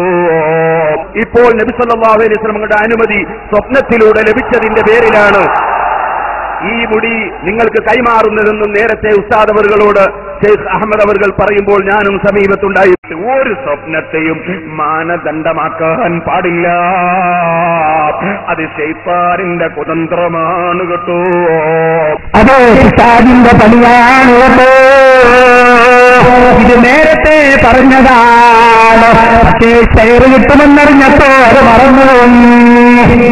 രണ്ടും നിങ്ങൾ പ്രത്യേകം കേട്ടല്ലോ. ഇനി നിങ്ങൾ നോക്കൂ, കുറെ നാള് മുമ്പ് മൂപ്പർ ഇതുപോലൊരു വിഷയം പറഞ്ഞു. ആ വിഷയത്തിൽ സ്വപ്നം നിങ്ങൾ ബിസിനസ് ആക്കാൻ പാടുള്ളതല്ല എന്ന് ഇമാം നബവി പറഞ്ഞു എന്ന് പറഞ്ഞുകൊണ്ട് ജനങ്ങളുടെ ഒരു പ്രസംഗിക്കുന്ന ഒരു വാചകം കൂടി കേട്ടോളൂ. നേരത്തെ ഞാൻ പറഞ്ഞു, നിങ്ങൾ മറക്കണ്ട, മൂപ്പർക്ക് ഇടക്കെടുത്ത് രോഗം വരും, മറവിയാണ് രോഗം കേട്ടോ. അതിന് മരുന്നില്ല, മൂപ്പര് ചിന്തിച്ച് മനസ്സിലാക്കൽ മാത്രമേ വരുന്നുള്ളൂ. കേട്ടോളൂ, മൂപ്പര് മുമ്പ് പ്രസംഗിച്ച പ്രസംഗം. ദാറുൽ ഹദീസിൽ അസ്റഫിയിലെ മുദരിസാണ് ബഹുമാനപ്പെട്ടവർ. ഞാൻ ചെയ്തു അവിടെ പോയിട്ട് മൂപ്പരൊന്ന് കാണണമെന്ന് വിചാരിച്ചു. ഞാൻ അങ്ങനെ യാത്ര ചെയ്ത് പോയി. നബവി ഇമാമിനെ കാണാൻ പോയി, കുത്തുബല്ലേ കാണാൻ പോയി. ഞാൻ ചെല്ലുമ്പോ മൂപ്പര് ദർസിലാണ്, കുറെ കുട്ടികൾ വെച്ച് ദർശനത്താണ്. ഞാനിങ്ങനെ കയറി അങ്ങ് ചെല്ലുന്നത് കണ്ടപ്പോ നബവി ഇമാം റളിയല്ലാഹു മുദരിസായിരിക്കുന്ന സ്ഥലത്ത് എഴുന്നേറ്റിക്കൊണ്ട് വന്ന് എന്റെ അടുത്ത് വന്നു. എന്റെ അടുത്ത് വന്നിട്ട് എന്നോട് പറഞ്ഞു അങ്ങോട്ട് സംസാരിക്കാനൊന്നും സമ്മതിച്ചില്ല. എന്റെ അടുത്ത് വന്ന ഉടനെ എന്നോട് പറഞ്ഞു, ഓ അബുൽ ഖാസിമുൽ മുസി, നിങ്ങൾ ഇന്നലെ കണ്ട സ്വപ്നം ഉണ്ടല്ലോ, ആ വിവരം ആരോടും പറയരുത് കേട്ടോ, നിങ്ങളെ മറച്ചു വെക്കണം കേട്ടോ. എന്നെ പറ്റി ആരും അതറിയണ്ട, നിങ്ങളെ മറച്ചു വെക്കണം. കാരണം ഇത് ബിസിനസ് ആക്കാൻ വിചാരിച്ചിട്ടില്ല. ചില ആളുകൾ ഔലിയാപ്പട്ടം തുടങ്ങിയിട്ട് ബിസിനസ് ആക്കാൻ വിചാരിക്കുന്നവരുണ്ട്. നബവി ഇമാം റളിയല്ലാഹു ബിസിനസ് ആക്കാൻ വിചാരിച്ചിട്ടില്ല, ബിസിനസ് ആക്കാൻ വിചാരിച്ചിട്ടില്ല. അതുകൊണ്ട് ആ മറച്ചു വെക്കാൻ പറഞ്ഞത്. ചില ആളുകൾ അങ്ങനെ ബിസിനസ് ആക്കാൻ ഉദ്ദേശിക്കുന്നുണ്ട്. അതേ കണ്ടു പറഞ്ഞതാ വലിയ ദർജയിലേക്ക് എത്തിയ ആളാണെന്നും റസൂലുള്ള സ്വപ്നത്തിൽ വന്ന് പറഞ്ഞു എന്നതൊക്കെ വ്യാജമെന്ന് പറഞ്ഞപ്പോ നിങ്ങൾ ആ ഷെയർ ഉദ്ദേശിച്ചല്ലേ, ഈ ബിസിനസ് ഉദ്ദേശിച്ചല്ലേ പറഞ്ഞത്. പിശാചിന്റെ പണിയാണെന്ന് നിങ്ങൾ പറഞ്ഞു, ബിസിനസ് ആക്കാൻ പാടില്ല എന്ന് പറഞ്ഞു നിങ്ങൾ പറഞ്ഞു. ഇത് മറവി മൂപ്പർക്ക് രോഗം തന്നെയാണ്. ഞാൻ ബഹുമാനപ്പെട്ട പേരോടവരോട് പറയുന്നു, മറവിക്കൊരൊറ്റ മരുന്ന്. എന്താണ് ആ മരുന്നെന്നറിയുമോ? ഇങ്ങനെ മാറ്റി പറയേണ്ടി വരുന്നത് കൊണ്ട് സത്യം മാത്രം പറയാനായി നിങ്ങൾ ആ പണി അവിടങ്ങ് രാജിവെച്ചിട്ട് സലഫി പ്രസ്ഥാനത്തിലേക്ക് ഞങ്ങൾ വന്നതുപോലെ ഇന്ന് വരലാണ് ഏറ്റവും നല്ലത്. അപ്പൊ മറന്നു പോകുന്ന ഏർപ്പാടുണ്ടാവില്ല. ഒന്നേ പറയേണ്ടി വരും, സത്യം മാത്രം പറയണം. ഇത് കേട്ടോ പറയുന്നത്. കളവ് ഇങ്ങനെ പറയാം, പക്ഷെ കളവ് പറഞ്ഞാൽ ഒരു ദോഷമുണ്ട്. വേറൊരു സമയത്ത് ഇത് ഓർമ്മ ഉണ്ടാവില്ല, അപ്പൊ നേരം പറഞ്ഞു. സത്യം പറയുമ്പോ എപ്പോഴും ഒന്ന് തന്നെ പറയും, കളവ് പറയുമ്പോ മുമ്പ് പറഞ്ഞ എന്താന്ന് ഓർമ്മ ഉണ്ടാവില്ല, അപ്പൊ അങ്ങ് പറഞ്ഞു. അങ്ങനെ പറഞ്ഞു ലൈഫിൽ അങ്ങനെ പറഞ്ഞു പോയതായത്. ആദ്യം പറഞ്ഞത് പിശാചിന്റെ പണിയാണെന്ന് പറഞ്ഞു, ബിസിനസ് ആക്കാൻ പാടില്ല എന്ന് പറഞ്ഞത് മറന്നു. നോട്ടുകെട്ടിന്റെ വലിപ്പം കണ്ടപ്പോ അതേ 40 കോടിയാ കിട്ടാൻ പോകുന്നത്, അതിനെക്കുറിച്ച് ആലോചിച്ചപ്പോഴങ്ങ് മറന്നു. അങ്ങനെ കളവ് പറഞ്ഞതായി കേട്ടപ്പോഴോ ഇങ്ങനെ റസൂലുള്ളാഹിന്റെ പേരിൽ വ്യാജം പറഞ്ഞിട്ടോ നിങ്ങൾ ഇങ്ങനെ ദുനിയാവിൽ പഠിച്ചു കൊടുക്കുന്ന ഇവിടുന്ന് മരിച്ചു പോകണ്ടോ? ഇവിടുന്ന് മരിച്ചു പോകുമ്പോ നമ്മളെ കാത്തിരിക്കുന്നതോ സ്വർഗമായിരിക്കില്ല. റസൂലുള്ളാഹിന്റെ പേരിൽ വ്യാജം പറഞ്ഞിട്ട് മരിച്ചു പോയാൽ കാത്തിരിക്കുന്നത് നരകമാണ് കേട്ടോ, നരകമാണ് കേട്ടോ. വ്യാജം റസൂലുള്ളാഹിന്റെ പേരിൽ പറയുന്നു. റസൂലുള്ളാഹി സ്വല്ലല്ലാഹു അലൈഹി വസല്ലമയെ സ്വപ്നത്തിൽ കണ്ടു എന്ന് കളവ് പറഞ്ഞാൽ എന്ത് ശിക്ഷയാ കിട്ടാനുള്ളത്? പണ്ഡിതന്മാര് പറയട്ടെ, കേട്ടോളൂ. ഇനി സ്വപ്നത്തിന്റെ കാര്യം പറയാ. അൻ അബീ ഹുറൈറ ഖാല ഖാല റസൂലുള്ളാഹി മൻ റആനി ഫിൽ മനാമി ഫഖദ് റആനി.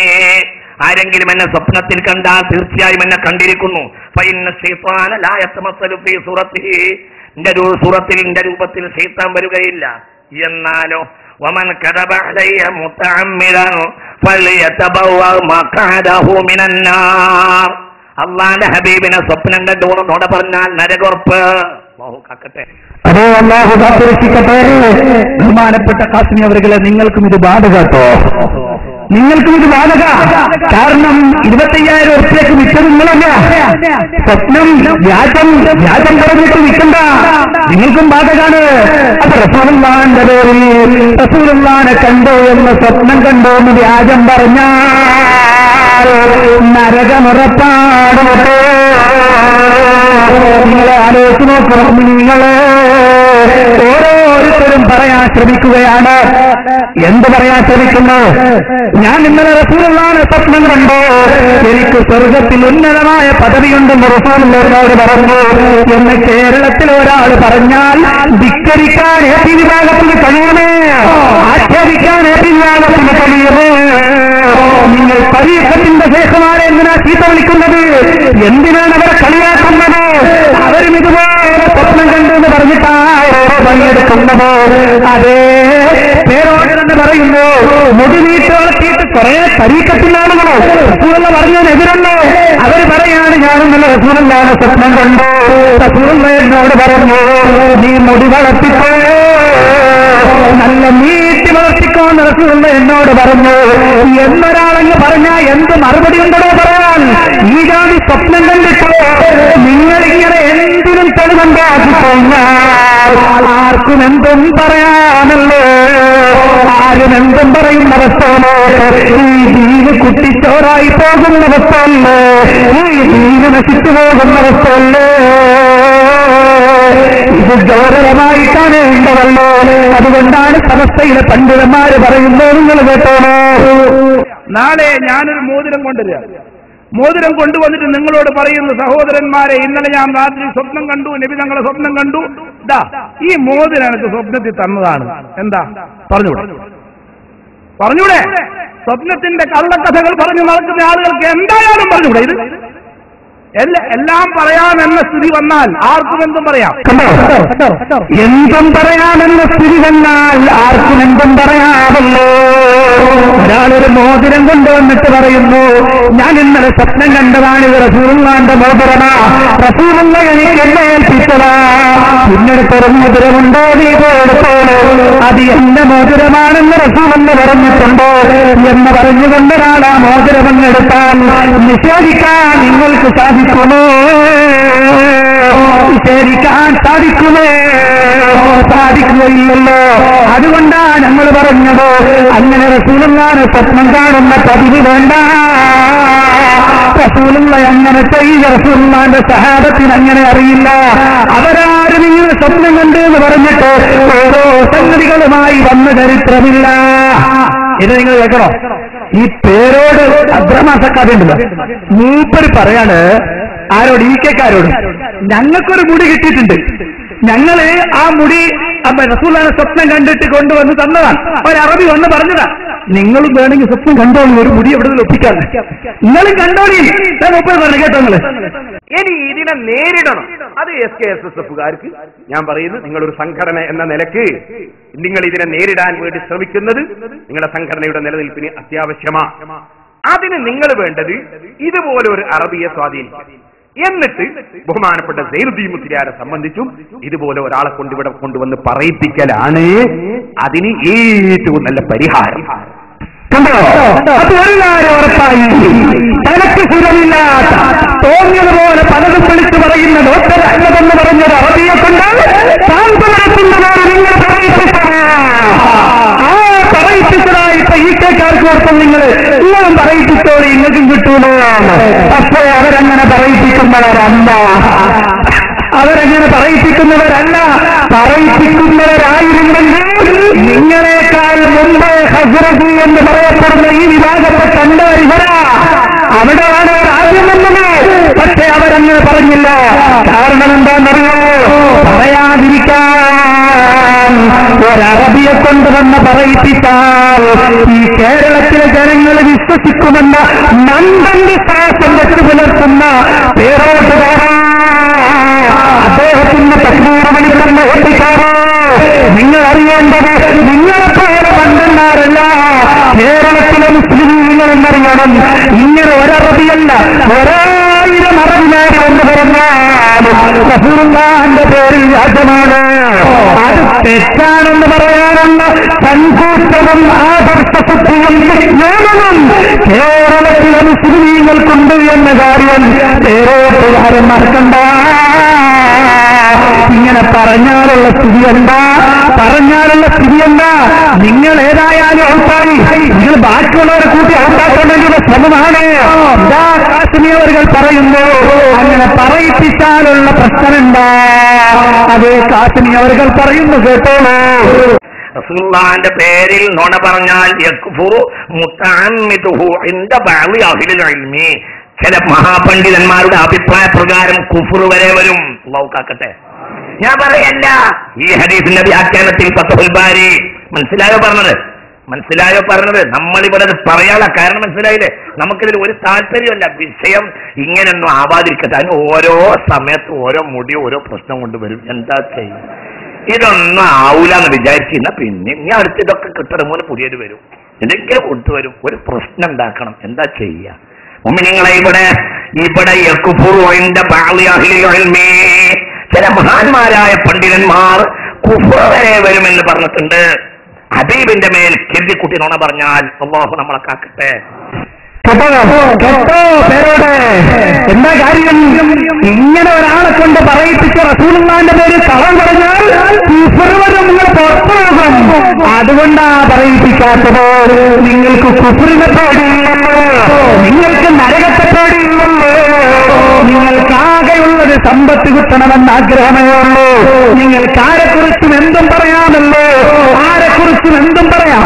നിങ്ങൾക്ക് അനുകൂലമാണെങ്കിൽ അവർ വലിയ ശേഖമാരാകും, നിങ്ങൾക്ക് എതിരാണെങ്കിൽ അവർ പറ്റേ മോശക്കാരുമായി തീരും. ഇതല്ലേ നിങ്ങളുടെ ദീന്, ഇതല്ലേ നിങ്ങളുടെ സ്വഭാവം. അത് ജനങ്ങളുടെ മുന്നിലേക്ക് വിളമ്പാൻ നിൽക്കണ്ട. കാന്തപുരം ഇപ്പോ റസൂലുള്ളാഹിനെക്കാളും വലിയ ആളാ. കാന്തപുരത്ത് കുറെ കാലായി ആൾ ദൈവമാക്കാൻ വേണ്ടി ശ്രമിച്ചുകൊണ്ടിരിക്കുക.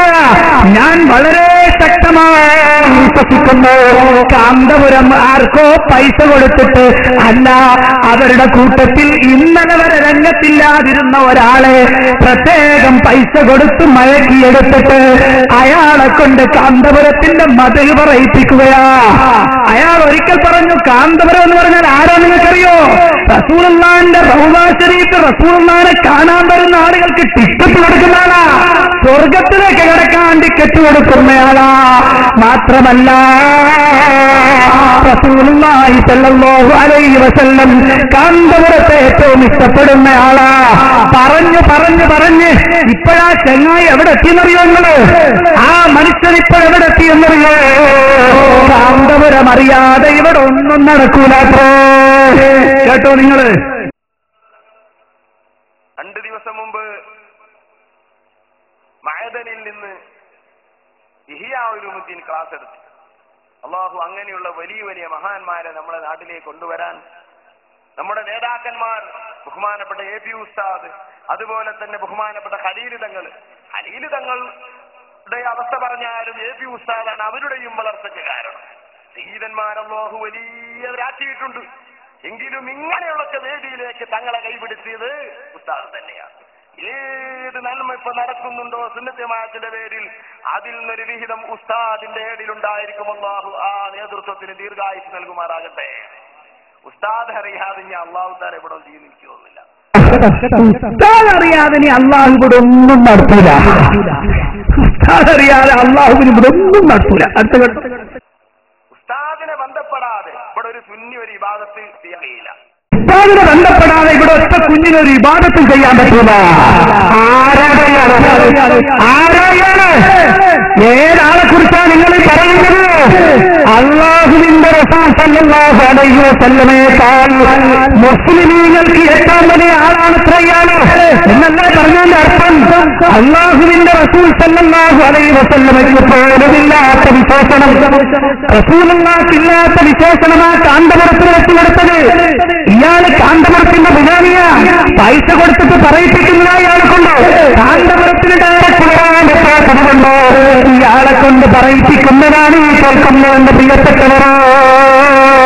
എന്തൊരു വൃത്തികേടാണ് ഈ പറയുന്നത്. കേരളക്കരയിലാണല്ലോ ഈ ജാതി തോന്നിവാസങ്ങളൊക്കെ പറയുന്നത്. ആരുടെ പേരിലാ? കാന്തപുരം അറിയാതെ അള്ളാഹു ഇവിടെ ഒന്നും നടത്തൂല എന്ന് പറഞ്ഞാൽ അതിന്റെ അർത്ഥം അള്ളാഹുവിനെ പോലും നിയന്ത്രിക്കുന്നത് കാന്തപുരമാണെന്നല്ലോ. ഞാനറിയാതെ ഇവിടെ നടക്കരുത് എന്ന് പറഞ്ഞാൽ അർത്ഥമല്ല, നിങ്ങളെക്കാൾ ശ്രേഷ്ഠത എനിക്കാണെന്നല്ലേ. അപ്പൊ കാന്തപുരം അറിയാതെ അള്ളാഹു ഇവിടെ ഒന്നും നടത്തൂല എന്ന് പറഞ്ഞാൽ എന്റെ അർത്ഥം അള്ളാഹിനെ പോലും നിയന്ത്രിക്കുന്നത് കാന്തപുരമാണെന്നല്ലോ പറഞ്ഞത്. ഞങ്ങളെ നിങ്ങളെവിടെ പോയി? നിങ്ങളിപ്പോൾ എവിടെയാണ് നിൽക്കുന്നത്? നിങ്ങളുടെ പ്ലാറ്റ്ഫോം സമ്പത്തിന് വേണ്ടി എന്തും പറയാമെന്നവസ്ഥയിലേക്ക് നിങ്ങൾ എത്തിപ്പോയല്ലോ. നിങ്ങളെല്ലാ അതിരുകളും വിട്ടുകിടന്നല്ലോ. ഇപ്പോഴാ എന്റെ പ്രിയപ്പെട്ട സഹോദരന്മാരെ ഈ മുടിയും കൊണ്ട് രംഗത്ത് വന്നപ്പോ ഇവർ പറഞ്ഞു 40 കോടി ഉറപ്പിലാണ് ഒരു ബിൽഡിംഗ് കേരളത്തിന്റെ അതാത്ത് വടക്കേ ഭാഗത്തേക്ക് വരുമ്പോ മുസ്ലിമീങ്ങൾ തിങ്ങിപ്പാർക്കുന്ന കോഴിക്കോട് ടൗണിൽ അതാ 40 കോടിയുടെ ഒരു ബിൽഡിംഗ് ഉണ്ടാക്കാൻ പോകുന്നു അത്രേ. ഞാനത് സ്വാഭാവികമായും സംശയിച്ചു. അതിൽ കാന്തപുരത്തിന്റെ ഭൗതിക ശരീരം അടക്കാൻ തന്നെയായിരിക്കും. കാരണം എന്താ? എല്ലാവരെക്കാളും ഏറ്റവും വലിയ കാന്തപുരമാണല്ലോ. അതിനാണല്ലോ ഇവർ ശ്രമിച്ചുകൊണ്ടിരിക്കുന്നത്. അങ്ങനെ അതാ കാന്തപുരത്തിന്റെ ഭൗതിക ശരീരം അവിടെ വെക്കാനുള്ള ഗൂഢശ്രമമാണെന്ന് ഞാനൊരിക്കൽ പ്രസംഗിച്ചു. എന്റെ പ്രിയപ്പെട്ട സഹോദരന്മാരോ, ഈ മുടി വിവാദം ചർച്ച വന്നപ്പോ അങ്ങോട്ടും ഇങ്ങോട്ടും സംവാദം വന്ന് ചർച്ച വന്നോ ആ സമയത്ത് സമസ്തയിലെ പണ്ഡിതന്മാര് ചോദിച്ചു, ഈ വിഷയമൊന്ന് ചോദിച്ചപ്പോ യാതൊരു സങ്കോചവുമില്ലാതെ പേരോടിന്റെ മറുപടി കേട്ടോ, തെളിവ് സഹിതമാരോട് പറയുന്നത് കേട്ടോ. സയ്യിദുനാ അബൂബക്കർ സിദ്ദീഖ് റളിയല്ലാഹു അൻഹു പള്ളിയോടനുബന്ധിച്ച് മറവ് ചെയ്യപ്പെട്ടിട്ടുണ്ട് മസ്ജിദ് നബവിയിൽ. അതുപോലെ ഈച്ചെ ഉക്ര മുസ്ലിയാരുടെ ശരീരം അതുപോലെ പള്ളിയോടനുബന്ധിച്ച് മറവ് ചെയ്യപ്പെട്ടിട്ടുണ്ട്. അതുപോലെ ഇനിയും വേണമെങ്കിൽ ഏതെങ്കിലും മഹാന്മാർക്ക് അത്തരം സ്ഥലത്ത് മറവ് ചെയ്യുന്നതിന് ശറയിൽ തെറ്റൊന്നുമില്ല. ഇനിയും വേണമെങ്കിൽ ഏതെങ്കിലും മഹാന്മാർക്ക് അത്തരം സ്ഥലത്ത് മറവ് ചെയ്യുന്നതിന് ശറയിൽ തെറ്റൊന്നുമില്ല. അത് ഇനി വന്നാൽ കാന്തപുരത്തെ അവിടെ മറമാടുന്നതിന് ശറയിൽ തെറ്റൊന്നുമില്ല. ആരാ വീടുപിടിപ്പിച്ചത്? പള്ളിയുടെ ഉള്ളിൽ പള്ളിയായി വസ്തു ചെയ്യപ്പെട്ടതിന്റെ കബറടക്കാൻ പിടിപ്പിച്ചത് ഇല്ല. അങ്ങനെ ഒരു തീരായില്ല. നിങ്ങൾക്കറിയുമോ റസൂലുള്ളാഹി സ്വല്ലല്ലാഹു അലൈഹി വസല്ലമയുടെ ആ പുണ്യ ശരീരമുണ്ടല്ലോ, ശറഫാക്കപ്പെട്ട ആ ശരീരമുണ്ടല്ലോ, അത് ആയിഷ ബീവിയുടെ വീട്ടിലാണ് മറമാടിയിട്ടുള്ളത്. അത് അവിടെയാണ് റസൂലുള്ളാഹിനെ ഖബറടക്കം ചെയ്തിട്ടുള്ളത്. അത് മദീനത്തെ പള്ളിയിലല്ല.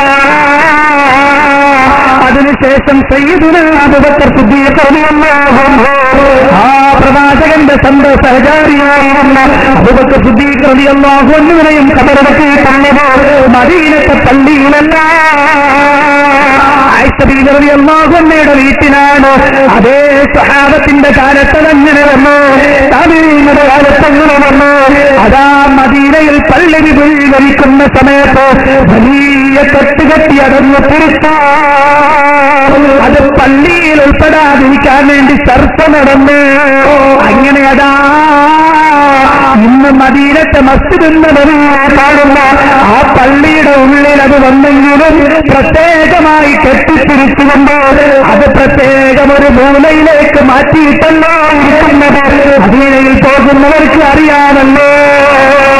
അതെ, അത് പള്ളിയിലല്ല, ആണെന്ന് വരുത്തി തീർത്തിട്ട് കാന്തപുരത്തിന്റെ ഭൗതിക ശരീരം ആളുകളുടെ കയ്യിൽ നിന്ന് പരിത്തിരിച്ചുണ്ടാക്കിയ 1000 ഉറുപ്പികൾക്ക് നിങ്ങൾ ഉറപ്പില്ലാതെ വാങ്ങിയത്. അതുകൊണ്ട് ഒരാളുടെ ഭൗതിക ശരീരം അടക്കാൻ തയ്യാർ, ഭൗതിക ശരീരം മറനാകാൻ വേണ്ടിയിട്ട് നിങ്ങൾ ഫത്വയുണ്ടാക്കുന്നത് കേരളത്തിലെ മുസ്ലിമീങ്ങളോട് ചെയ്യുന്ന വഞ്ചനയാണ് കേട്ടോ, വഞ്ചന തന്നെ. മനസ്സിലായില്ലേ? നിങ്ങൾ സാധാരണക്കാർക്ക് മനസ്സിലായില്ലേ? മുടി വെക്കണമെന്ന് ആഗ്രഹമൊന്നുമല്ല. ഒരു മുടിയുടെ പേരിൽ സ്വന്തം ഉസ്താദിനെ കബറടക്കാൻ വേണ്ടിയിട്ട് വലിയൊരു സമുച്ചയം ഉണ്ടാക്കല. അതിന് പുറമേ ഒരു ബിസിനസ്സും, അതിന്റെ പുറമേ ഒരു ഷെയർ ബിസിനസ്സും, ഹലാൽ ഓപ്പർച്യൂണിറ്റി എന്ന് പറഞ്ഞിട്ട് ഇവർ പ്രത്യേകമായ ഷോപ്പിംഗ് കോംപ്ലക്സുകൾ അതിന്റെ കൂടെണ്ട്. അതിലേക്ക് നിങ്ങൾക്ക് നിക്ഷേപത്തിന് സുവർണാവസരം എന്ന് പറഞ്ഞുകൊണ്ട് ഇവര് പിന്നെ പരസ്യവും പുറത്തിറക്കിയിട്ടുണ്ട്. ഇനി എന്റെ പ്രിയപ്പെട്ട സഹോദരന്മാരെ കേൾക്കണം, മുജാഹിദ് പ്രസ്ഥാനത്തിന് വലിയ ഒരു വല്ലാത്തൊരു കിട്ടലാണ് കിട്ടിയിരിക്കുന്നത്. എന്ന് പറഞ്ഞാൽ മുജാഹിദ് പ്രസ്ഥാനം അള്ളാഹുവിന്റെ ഈ ആദർശം പഠിപ്പിക്കുന്ന ഈ ആദർശ പ്രസ്ഥാനത്തിന് അള്ളാഹു സഹായം നൽകാൻ വേണ്ടി കേരളത്തിൽ ഇറക്കിയ ആളാണ് പേരോട്. കാരണം എന്താ? പേരോട് എവിടെ പ്രസംഗിച്ചാലും മുജാഹിദുകൾക്കത് ഗുണ. കാരണം അയാൾ ഈ ജാതി വിട്ടിത്തങ്ങൾ പറയും, നമ്മൾ പോയിട്ട് വിശദീകരിക്കും, അതോടെ അവിടുത്തെ നാട്ടുകാർക്ക് സത്യം ബോധ്യപ്പെടും, ഒരു മുജാഹിദ് പ്രസ്ഥാനത്തിലേക്ക് വരും. മനസ്സിലല്ലേ? ഞാൻ ഒന്നാന്തരം കാന്തപുരം ഗ്രൂപ്പിന്റെ ആളായിരുന്നു, ഒന്നാന്തരം സാധനം തന്നെയായിരുന്നു. സക്കാഹിമാരാണ് എന്റെ സുഹൃത്തുക്കൾ മുഴുവനും. പക്ഷെ സത്യം ബോധ്യപ്പെട്ടിട്ട് ഈ മുജാഹിദ് പ്രസ്ഥാനത്തിലേക്ക് പോകുന്നത്. മനസ്സിലായോ? എന്നാൽ മുജാഹിദുകൾക്ക് വളർച്ചയില്ലാന്നും മുജാഹിദുകൾ അങ്ങനെ പോകുന്നൊരു വിഭാഗം അതൊന്നും കൂട്ടാനില്ല എന്നൊക്കെ പറഞ്ഞിരുന്ന ആളുകള് ഇപ്പോൾ ഔദ്യോഗിക സമസ്തയുടെ പണ്ഡിതന്മാര് തന്നെ സമ്മതിച്ചു തുടങ്ങി. എന്ത്? ഇവർക്ക് വളർച്ചയുണ്ട്, ഇവർ വളർന്നുകൊണ്ടിരിക്കുന്നു, പള്ളികൾ വർദ്ധിക്കുന്നു, ആളുകൾ ഇങ്ങനെ മാറിപ്പോകുന്നു, നമ്മൾ എല്ലായിടത്തും പോകുന്നു. കാരണം ഈ പേരോടാ. വെറുതെ അല്ല ഉത്തരവ് പറഞ്ഞു. ഞങ്ങൾ ഇത്തരം കുറ്റങ്ങൾ പറയാറില്ല. പക്ഷെ ഇയാൾ പറയാണ് അവകാശവാദം. വാഴക്കാടെ ഞാൻ പ്രസംഗിച്ചത് കൊണ്ടാണ് മുജാഹിദ് രണ്ടായത്. സുബ്ഹാന ജല്ല ജലാലു. മൂപ്പര് വാഴക്കാട് പ്രസംഗം മുജാഹിദ് സംസ്ഥാന കമ്മിറ്റി രണ്ടായി പിളർന്നത്. കാരണം ആകാശം പ്രവിശാലമാണ്, അതുകൊണ്ട് യേശുവിൽ വിശ്വസിപ്പീൻ ക്രിസ്ത്യാനികൾ പറയാറുണ്ട്. പക്ഷേ ആകാശം വിശാലായിക്കോട്ടെ, എന്തിനാ യേശുവിൽ വിശ്വസിക്കുന്നു? ഇയാൾ പ്രസംഗിച്ചുകൊണ്ടെങ്ങനെ മുജാഹിദ് സംസ്ഥാന കമ്മിറ്റി രണ്ടായി പിളർന്നത്? ഇയാൾ പറഞ്ഞ നോക്ക് നിങ്ങൾ. ഞാൻ അതിനെ ശരിക്കും കെണ്ണിച്ചങ്ങ് പ്രസംഗിച്ചപ്പോ എന്താ ഉണ്ടായെന്നറിയോ? അത് മനസ്സിലാക്കിച്ച നല്ലതാ. എന്താ ഉണ്ടായത്? മുജാഹിദ് പിളർന്നു, രണ്ടായി. ഇങ്ങനെ മുജാഹിദ് രണ്ടായത് ഞാൻ വാഴക്കാട്ട് പ്രസംഗം നടത്തിയതിന് ശേഷമല്ലേ? വിഷയം പ്രധാനമായും ഇത് തന്നെയല്ലേ? മറുപടി പറയാൻ കഴിയോ? പ്രസംഗിച്ചുകൊണ്ട് മുജാഹിദ് പിന്നെ പിളർന്നു എന്ന് അദ്ദേഹം പറഞ്ഞത്. സത്യത്തിൽ പിളർന്നൊക്കെയല്ല, വളർന്നൊക്കെയാണ്. സാമ്പിളിന് വേണ്ടി മാത്രം ഞാൻ വാഴക്കാട് പറയും. ഇയാൾ വാഴക്കാടാണ് പറഞ്ഞത്. നമ്മൾ കൃത്യമായി വാഴക്കാടിന്റെ ചിത്രം അറിയുന്ന ആളുകളാ, കണക്കെടുത്തിട്ടാ പറയുന്നത്. ഇയാൾ പ്രസംഗിക്കുന്നത് വരെ വാഴക്കാട് എന്ന പ്രശസ്തമായ കണ്ണിയത്തുസ്ഥാന നാട്ടിൽ മുജാഹിദിന്റെ ഒരു പള്ളി പോലും ഉണ്ടായിരുന്നില്ല. മുജാഹിദിന് ഒരു പള്ളി പോലും ഉണ്ടായിരുന്നില്ല. ഇപ്പൊ മുജാഹിദിന് പള്ളി നമ്പർ 4 വാഴക്കാട്. നിങ്ങൾ പോയിട്ട് പറ, ഇയാൾ പ്രസംഗിച്ചത് മുജാഹിദ് തടർന്നക്ക. മുജാഹിദിന് വാഴക്കാട് മാത്രം 4 പള്ളി വന്നു. ഈ 4 പള്ളിയിൽ ഒരു പള്ളി ആരുണ്ടാക്കിയെന്ന് അറബിനെ കൊണ്ട് ഉണ്ടാക്കിയത്? APയുടെ സജീവ പ്രവർത്തകനായി പേരോടിന്റെ ഒപ്പം നടന്ന് ഈ പ്രഭാഷണം സംഘടിപ്പിക്കാൻ വേണ്ടി മുന്നിൽ നിന്ന ഒരു APയുടെ പ്രവർത്തകനാണ് മുജാഹിദായിട്ട് ഒരു പള്ളി കൊണ്ടുവന്ന 4ാമത്തെ മുജാഹിദിന്റെ പള്ളി. നിങ്ങൾക്കറിയുമോ? നിങ്ങളുടെ കൂടെ പ്രവർത്തിച്ച അനവധി AP പ്രവർത്തകന്മാർ, ഞങ്ങളുടെ കൂടെ പ്രവർത്തിച്ച നിരവധി സുന്നത്ത് ജമാഅത്തിന്റെ പ്രവർത്തകന്മാർ, അവർ സുന്നത്ത് ജമാഅത്തിന് വിട്ടു, പച്ച മുജാഹിദായിട്ടില്ല, ജമാഅത്തോടെ എല്ലാം ശരിയെന്ന് പറയുന്ന ലൈനിലേക്ക് മാറി. അവിടെ നടക്കുന്ന സംഭവങ്ങൾ ഞാൻ ചൂണ്ടിക്കാണിച്ചുകൊണ്ടിരിക്കുന്നത്. മാറ്റങ്ങൾ അവിടെ സംഘടിത സക്കാത്ത് നേരത്തെ ഇല്ല, തുടക്കം കുറിച്ചു. വമ്പിച്ച ജനപങ്കാളിത്തമുള്ള ഖുർആൻ ക്ലാസ് ഭംഗിയായി എത്രയോ കാലം അവിടെ നടന്നു വന്നു. വലിയ പങ്കാളിത്തത്തോട് മുജാഹിദ് പ്രസ്ഥാനത്തിന്റെ ഈ തരത്തിൽ മാറ്റമുണ്ടായെന്ന് മാത്രമല്ല, സാക്ഷാൽ പേരോട് വാഴക്കാട് പ്രസംഗിക്കാൻ ചെല്ലുന്ന സമയത്ത് അയാൾ ആദരവോടുകൂടി ഭക്ഷണം കൊടുത്തിരുന്ന, അയാളുടെ വീട്ടിലാണ് താമസിച്ചിരുന്നതും എല്ലാ ഗ്രന്ഥങ്ങളും ശരിപ്പെടുത്തിയിരുന്നതും ഇയാൾക്ക് എല്ലാ സൗകര്യവും ചെയ്തു കൊടുത്ത അവിടുത്തെ വാഴക്കാട്ടെ പ്രമുഖനായ മനുഷ്യൻ ഇന്ന് കാന്തപുരം ഗ്രൂപ്പിന്റെ കൂടല്ല. നിങ്ങൾ ഗൗരവം മനസ്സിലാക്കണം. എന്നിട്ടാണ് ഇയാൾ പറയണത് ഞാൻ പ്രസംഗിച്ചിട്ട് മുജാഹിദ് തളർന്നു, വളർന്നിട്ടുണ്ട്, ഞങ്ങളെ കൊണ്ട് കൂടുതൽ പറയിപ്പിക്കരുത്. ഈ ഞാൻ പ്രസംഗമല്ല പറഞ്ഞപ്പോ ഒരു സാമ്പിൾ വാഴക്കാട് പറഞ്ഞതാണ്. ആവശ്യമെങ്കിൽ ഞങ്ങൾ കേരളത്തിലെ മഹല്ലുകൾ എണ്ണിങ്ങനെ എടുത്താൽ കേരളത്തിലെ 90% മഹല്ലുകളിൽ മുജാഹിദ് പ്രസ്ഥാനത്തിന്റെ വളർച്ചയിൽ നിർണായകമായ പങ്ക് പേരോട് അബ്ദുറഹ്മാൻ സഖാഫിയുടെയും അനുയായികളുടെയും പ്രവർത്തനങ്ങൾക്കും പ്രസംഗങ്ങൾക്കും ഉണ്ടായിട്ടുണ്ട് എന്ന് ചൂണ്ടിക്കാണിക്കാൻ സാധിക്കും. അൽഹംദുലില്ലാഹ്. കേരളത്തിലെ 90 മഹല്ലുകൾ എന്ന് പറഞ്ഞാൽ 90% മുജാഹിദ് പ്രസ്ഥാനം ശക്തമായ വളർച്ചയിലാണ്. ഞങ്ങൾ പിളർന്നു എന്ന് പറഞ്ഞ് നടക്കാണ് ചങ്ങായി. ഞങ്ങളെ പിളർത്തിക്കണമെന്ന് പണിയോക്കിക്കുന്നവർ ആരെ പിളർത്തിയത്? മുജാഹിദ് പ്രസ്ഥാനത്തിന്റെ ആദർശമായി ഒരുമിച്ച് പോകാൻ കഴിയാത്ത രണ്ടാമതൊരു ചിന്താധാര വെട്ടിക്കൊണ്ട സ്ഥാനങ്ങൾ അവരെ ചിന്തകാരെയും കൊണ്ട് പുറത്താക്കി ഇറങ്ങിപ്പോകുന്നതാണ്. ഈ പ്രസ്ഥാനത്തിനൊരു കുഴപ്പം പറ്റിയിട്ടില്ല, ഈ പ്രസ്ഥാനത്തിനൊരു പ്രവർത്തനം പറ്റിയിട്ടില്ല. ഈ പ്രസ്ഥാനം അതിനുശേഷം ശക്തമായ വളർച്ചയുടെ പ്രതിമകൾ തോണ്ടിക്കിടക്കുകയാണ് ചെയ്തത്. ബഹുമാനപ്പെട്ട അമ്പലക്കട പൈസ വരുന്നതുപോലെ കഴിഞ്ഞ കാലങ്ങളിൽ നാദാപുരത്ത് പാലക്കാട് കന്നഡത്തിന്റെ ശേഷം കാന്തപുരത്തിന്റെ പൂപ്പരി പ്രസംഗങ്ങളെന്ന് നിങ്ങൾ പറഞ്ഞിരുന്ന പേരോട്ടുകാരനെന്തോ അതോ അബ്ദുറഹ്മാൻ സഖാഫി എന്ന് പറയപ്പെടുന്ന അദ്ദേഹം അതാ നാദാപുരത്ത് പ്രസംഗിക്കാൻ തുടങ്ങി. 9 ജന്മങ്ങൾ കഴിഞ്ഞു. അൽഹംദുലില്ലാഹ്. മർകസുൽ ഫർഖാൻ, ജാമിഅത്തുൽ ഫർഖാൻ എന്ന പേരിൽ ഒരു വലിയ വിദ്യാഭ്യാസ കലാലയം നാദാപുരത്തിന്റെ മണ്ണിൽ പടുത്തുയർത്താൻ മുജാഹിദുകൾക്ക് സാധിച്ചിട്ടുണ്ട് എന്ന് മാത്രമല്ല, ധാരാളം പള്ളികളുണ്ടായി, ധാരാളം പ്രവർത്തകന്മാരുണ്ടായി, ശക്തമായി മുജാഹിദ് പ്രസ്ഥാനത്തെ പിന്തുണയ്ക്കാൻ ധാരാളം അഭ്യുദയകാംക്ഷികളുണ്ടായി എന്നത് കേരളത്തിലാറിന്റെ പ്രസംഗം കൊണ്ടുണ്ടായതാണ്. ഇത് ഇദ്ദേഹം മാത്രമല്ല, നജീബ് മൗലവി പറയുന്നു, സമസ്ത അന എന്ന് പറയപ്പെടുന്ന സമസ്താനയുടെ ഏറ്റവും പ്രധാനപ്പെട്ട പണ്ഡിതൻ എന്ന് പറയപ്പെടുന്ന നജീബ് മൗലവി പറയുന്നു, നിങ്ങളുടെ കണ്ണന പ്രസംഗം നാദാപുരത്ത് നിങ്ങൾ വിദ്യുത്ത വഴിവള്ളിക്ക് നിർത്തിക്കോ. ഇപ്പൊ തന്നെ മുജാഹിദ് നമ്പനായി ഒരു കണ്ണന വരെ 10-40 കിലോ കത്തിയാൽ നമ്മുടെ 13 വരെ നിർത്തുന്നുണ്ടാവുന്ന പോകുമെന്ന അവസ്ഥയില് അത് അൽഹംദുലില്ലാഹ് റബ്ബിൽ ആലമീൻ. അല്ലാഹുവിന്റെ മഹത്തായ അനുഗ്രഹം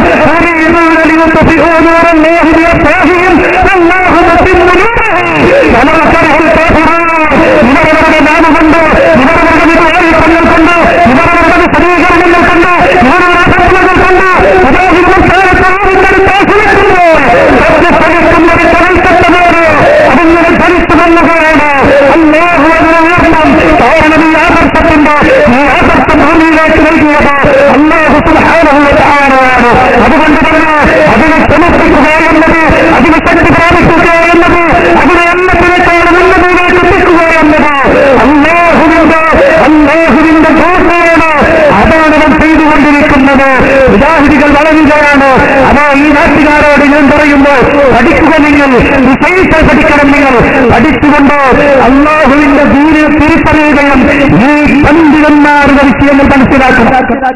പേരോട് പറയാറുണ്ട്, മുജാഹിദിന്റെ കാസറ്റ് ഒന്നും കേൾക്കരുത്, ഒന്നും കേൾക്കരുത്, പെണ്ണുങ്ങളെ നിങ്ങളെ വീട്ടിൽ ഇവരുടെ സീഡ് കൊണ്ടുവരരുത്. ഞാൻ പറയുന്നത് നിങ്ങളെല്ലാവരും പേരോടിന്റെ സീഡ് കേൾക്കണം, നിങ്ങളെല്ലാവരും കേൾക്കണം, എല്ലാവരും കേൾക്കണം പേരോടിന്റെ സീഡ്. സുന്നി പ്രസ്ഥാനത്തിന്റെ പണ്ഡിതന്മാരൊക്കെ സീഡ് കേൾക്കണം, സീഡ് കേൾക്കണം, പുസ്തകം വായിക്കണം. അതോടൊപ്പം നിങ്ങൾ മുജാഹിദ് പ്രസ്ഥാനത്തിന് സീഡ് കൂടി ഒന്ന് കേട്ടു നോക്കിയാൽ വളരെ ഫതഹാകും. ഇന്നാ ഫതഹ്നാ ലക ഫതഹൻ മുബീനാ എന്ന് പറഞ്ഞതുപോലെ, അള്ള പറഞ്ഞതുപോലെ ഇതാ വ്യക്തമായ ഒരു വിജയം, ഇതാ ഫതഹ് തുറക്കൽ തുറന്നിരിക്കുന്നു എന്ന് പറഞ്ഞ സാധനം അത് നിങ്ങൾക്ക് എത്തുന്നതാണ്. അതുകൊണ്ട് എന്റെ പ്രിയപ്പെട്ട സഹോദരന്മാരെ, ഇങ്ങനെയുള്ള വ്യാജ പ്രവർത്തനങ്ങളൊന്നും നിൽക്കാതെ അല്ലാഹുവിന്റെ ദീനായി മനസ്സിലാക്കി അവന്റെ കൽപ്പനാ നിർദ്ദേശങ്ങൾക്കനുസരിച്ചുകൊണ്ട് നന്നായി ജീവിക്കാൻ ശ്രമിക്കണം. മറ്റൊരു വിജയം ഭരിക്കാൻ കഴിയുമ്പോൾ അവസാനിപ്പിക്കുമ്പോൾ ഞാൻ പറയുന്നു, ഇതേ വിഷയം അതേ ധാരാളം തെറ്റും കുറ്റങ്ങളൊക്കെ ചെയ്ത് ധാരാളം അബദ്ധജടിലങ്ങളായ വാദങ്ങൾ പറഞ്ഞ് ആക്ഷേപങ്ങളൊക്കെ തിരിഞ്ഞ് അദ്ദേഹം അവസാനം തൗബ ചെയ്ത് മടങ്ങുമ്പോഴേതായാലും പേരോടിന്റെ തൗബ ചെയ്യൽ കൂടി കണ്ടിട്ട് ഇൻഷാ അല്ലാഹ് അവസാനിപ്പിക്കാം. എന്നെ പടക്കപ്പെട്ടത് എന്റെ റബ്ബിനെ അറിഞ്ഞ് ഇബാദത്ത് ചെയ്യാനാണെന്ന ബോധത്തോടെ, ചിന്തയോടെ ഖൽബ് നന്നാക്കി ജീവിച്ച് മരിക്കലാണ് മനുഷ്യന്റെ ഏറ്റവും വലിയ വിജയമെന്ന് ആ നിലക്കൊരു നല്ല പ്രകാശമുള്ള ഖൽബോടെ ലാ ഇലാഹ ഇല്ലല്ലാഹ് എന്ന കലിമ ചൊല്ലി സന്തോഷത്തോടെ മരിക്കാൻ റബ്ബ് സുബ്ഹാനഹു വ തആല നമുക്കെല്ലാവർക്കും തൗഫീഖ് നൽകട്ടെ. അപ്പോൾ അല്ലാഹു സുബ്ഹാനഹു വ തആല ഖൽബ് നന്നാക്കി അല്ലാഹുവിനെ മാത്രം ആരാധിക്കുന്ന ലാ ഇലാഹ ഇല്ലല്ലാഹ് എന്ന് വിസ്തരിച്ചുകൊണ്ട് അതിന്റെ പ്രചാരകനായി, അതിന്റെ പ്രബോധകനായി, അതിനുവേണ്ടി മാത്രം ജീവിച്ച് ഖൽബ് നന്നാക്കി എല്ലാ ഹിക്കതുകളും മാറ്റിവെച്ച്, എല്ലാ ദുർവ്യാഖ്യാനങ്ങളും മാറ്റിവെച്ച്, എല്ലാ തെറ്റിദ്ധരിപ്പിക്കലും മാറ്റിവെച്ച് അല്ലാഹുവിന്റെ ദീനായി മനസ്സിലാക്കി അങ്ങനെ ഭരിക്കാനുള്ള തൗഫീഖ് നൽകട്ടെ. അദ്ദേഹത്തിന് എല്ലാവർക്കും നൽകട്ടെ. പരസ്പരന്റെ ദീനാണ്, ആ ദീനനുസരിച്ച് ജീവിക്കലാണ് നമ്മുടെ ബാധ്യത. എന്റെ പ്രിയപ്പെട്ട ഉമ്മമാരോ, സഹോദരിമാരോ, സഹോദരന്മാരോ, ഞാനും നിങ്ങളുമൊക്കെ മരണപ്പെട്ടു പോകേണ്ടവരാണ്. അതുകൊണ്ട് തന്നെ മരണപ്പെടുന്നതിന് മുമ്പ് അല്ലാഹുവിന്റെ ദീനനുസരിച്ച് ജീവിക്കാനുള്ള ഒരു പ്രത്യേക തൗഫീഖ് നമുക്ക് വേണം. അതിന് റബ്ബിനോട് പ്രാർത്ഥിക്കണം. കേട്ടോ, അല്ലാഹു സുബ്ഹാനഹു വ തആല നമുക്ക് തൗഫീഖ് നൽകി അനുഗ്രഹിക്കുമാറാവട്ടെ. നമ്മൾ വന്നുപോയ തെറ്റുകുറ്റങ്ങൾ അല്ലാഹു വിട്ടുപുറത്തുമാറാവട്ടെ. നമ്മൾ മരണപ്പെട്ടവർക്ക് അല്ലാഹു മഗ്ഫിറത്തും റഹ്മത്തും പ്രദാനം അനുഗ്രഹിക്കുമാറാവട്ടെ. അല്ലാഹു സുബ്ഹാനഹു വ തആല നമ്മുടെ കർമ്മങ്ങൾ സ്വീകരിക്കട്ടെ. റബ്ബനാ ആതിനാ ഫിദ്ദുനിയ ഹസന വഫിൽ ആഖിറതി ഹസനതൻ വഖിനാ അദാബന്നാർ. ആമീൻ ബിറഹ്മതിക യാ അർഹമർ റഹീമീൻ. വൽഹംദുലില്ലാഹി റബ്ബിൽ ആലമീൻ. അസ്സലാമു അലൈക്കും.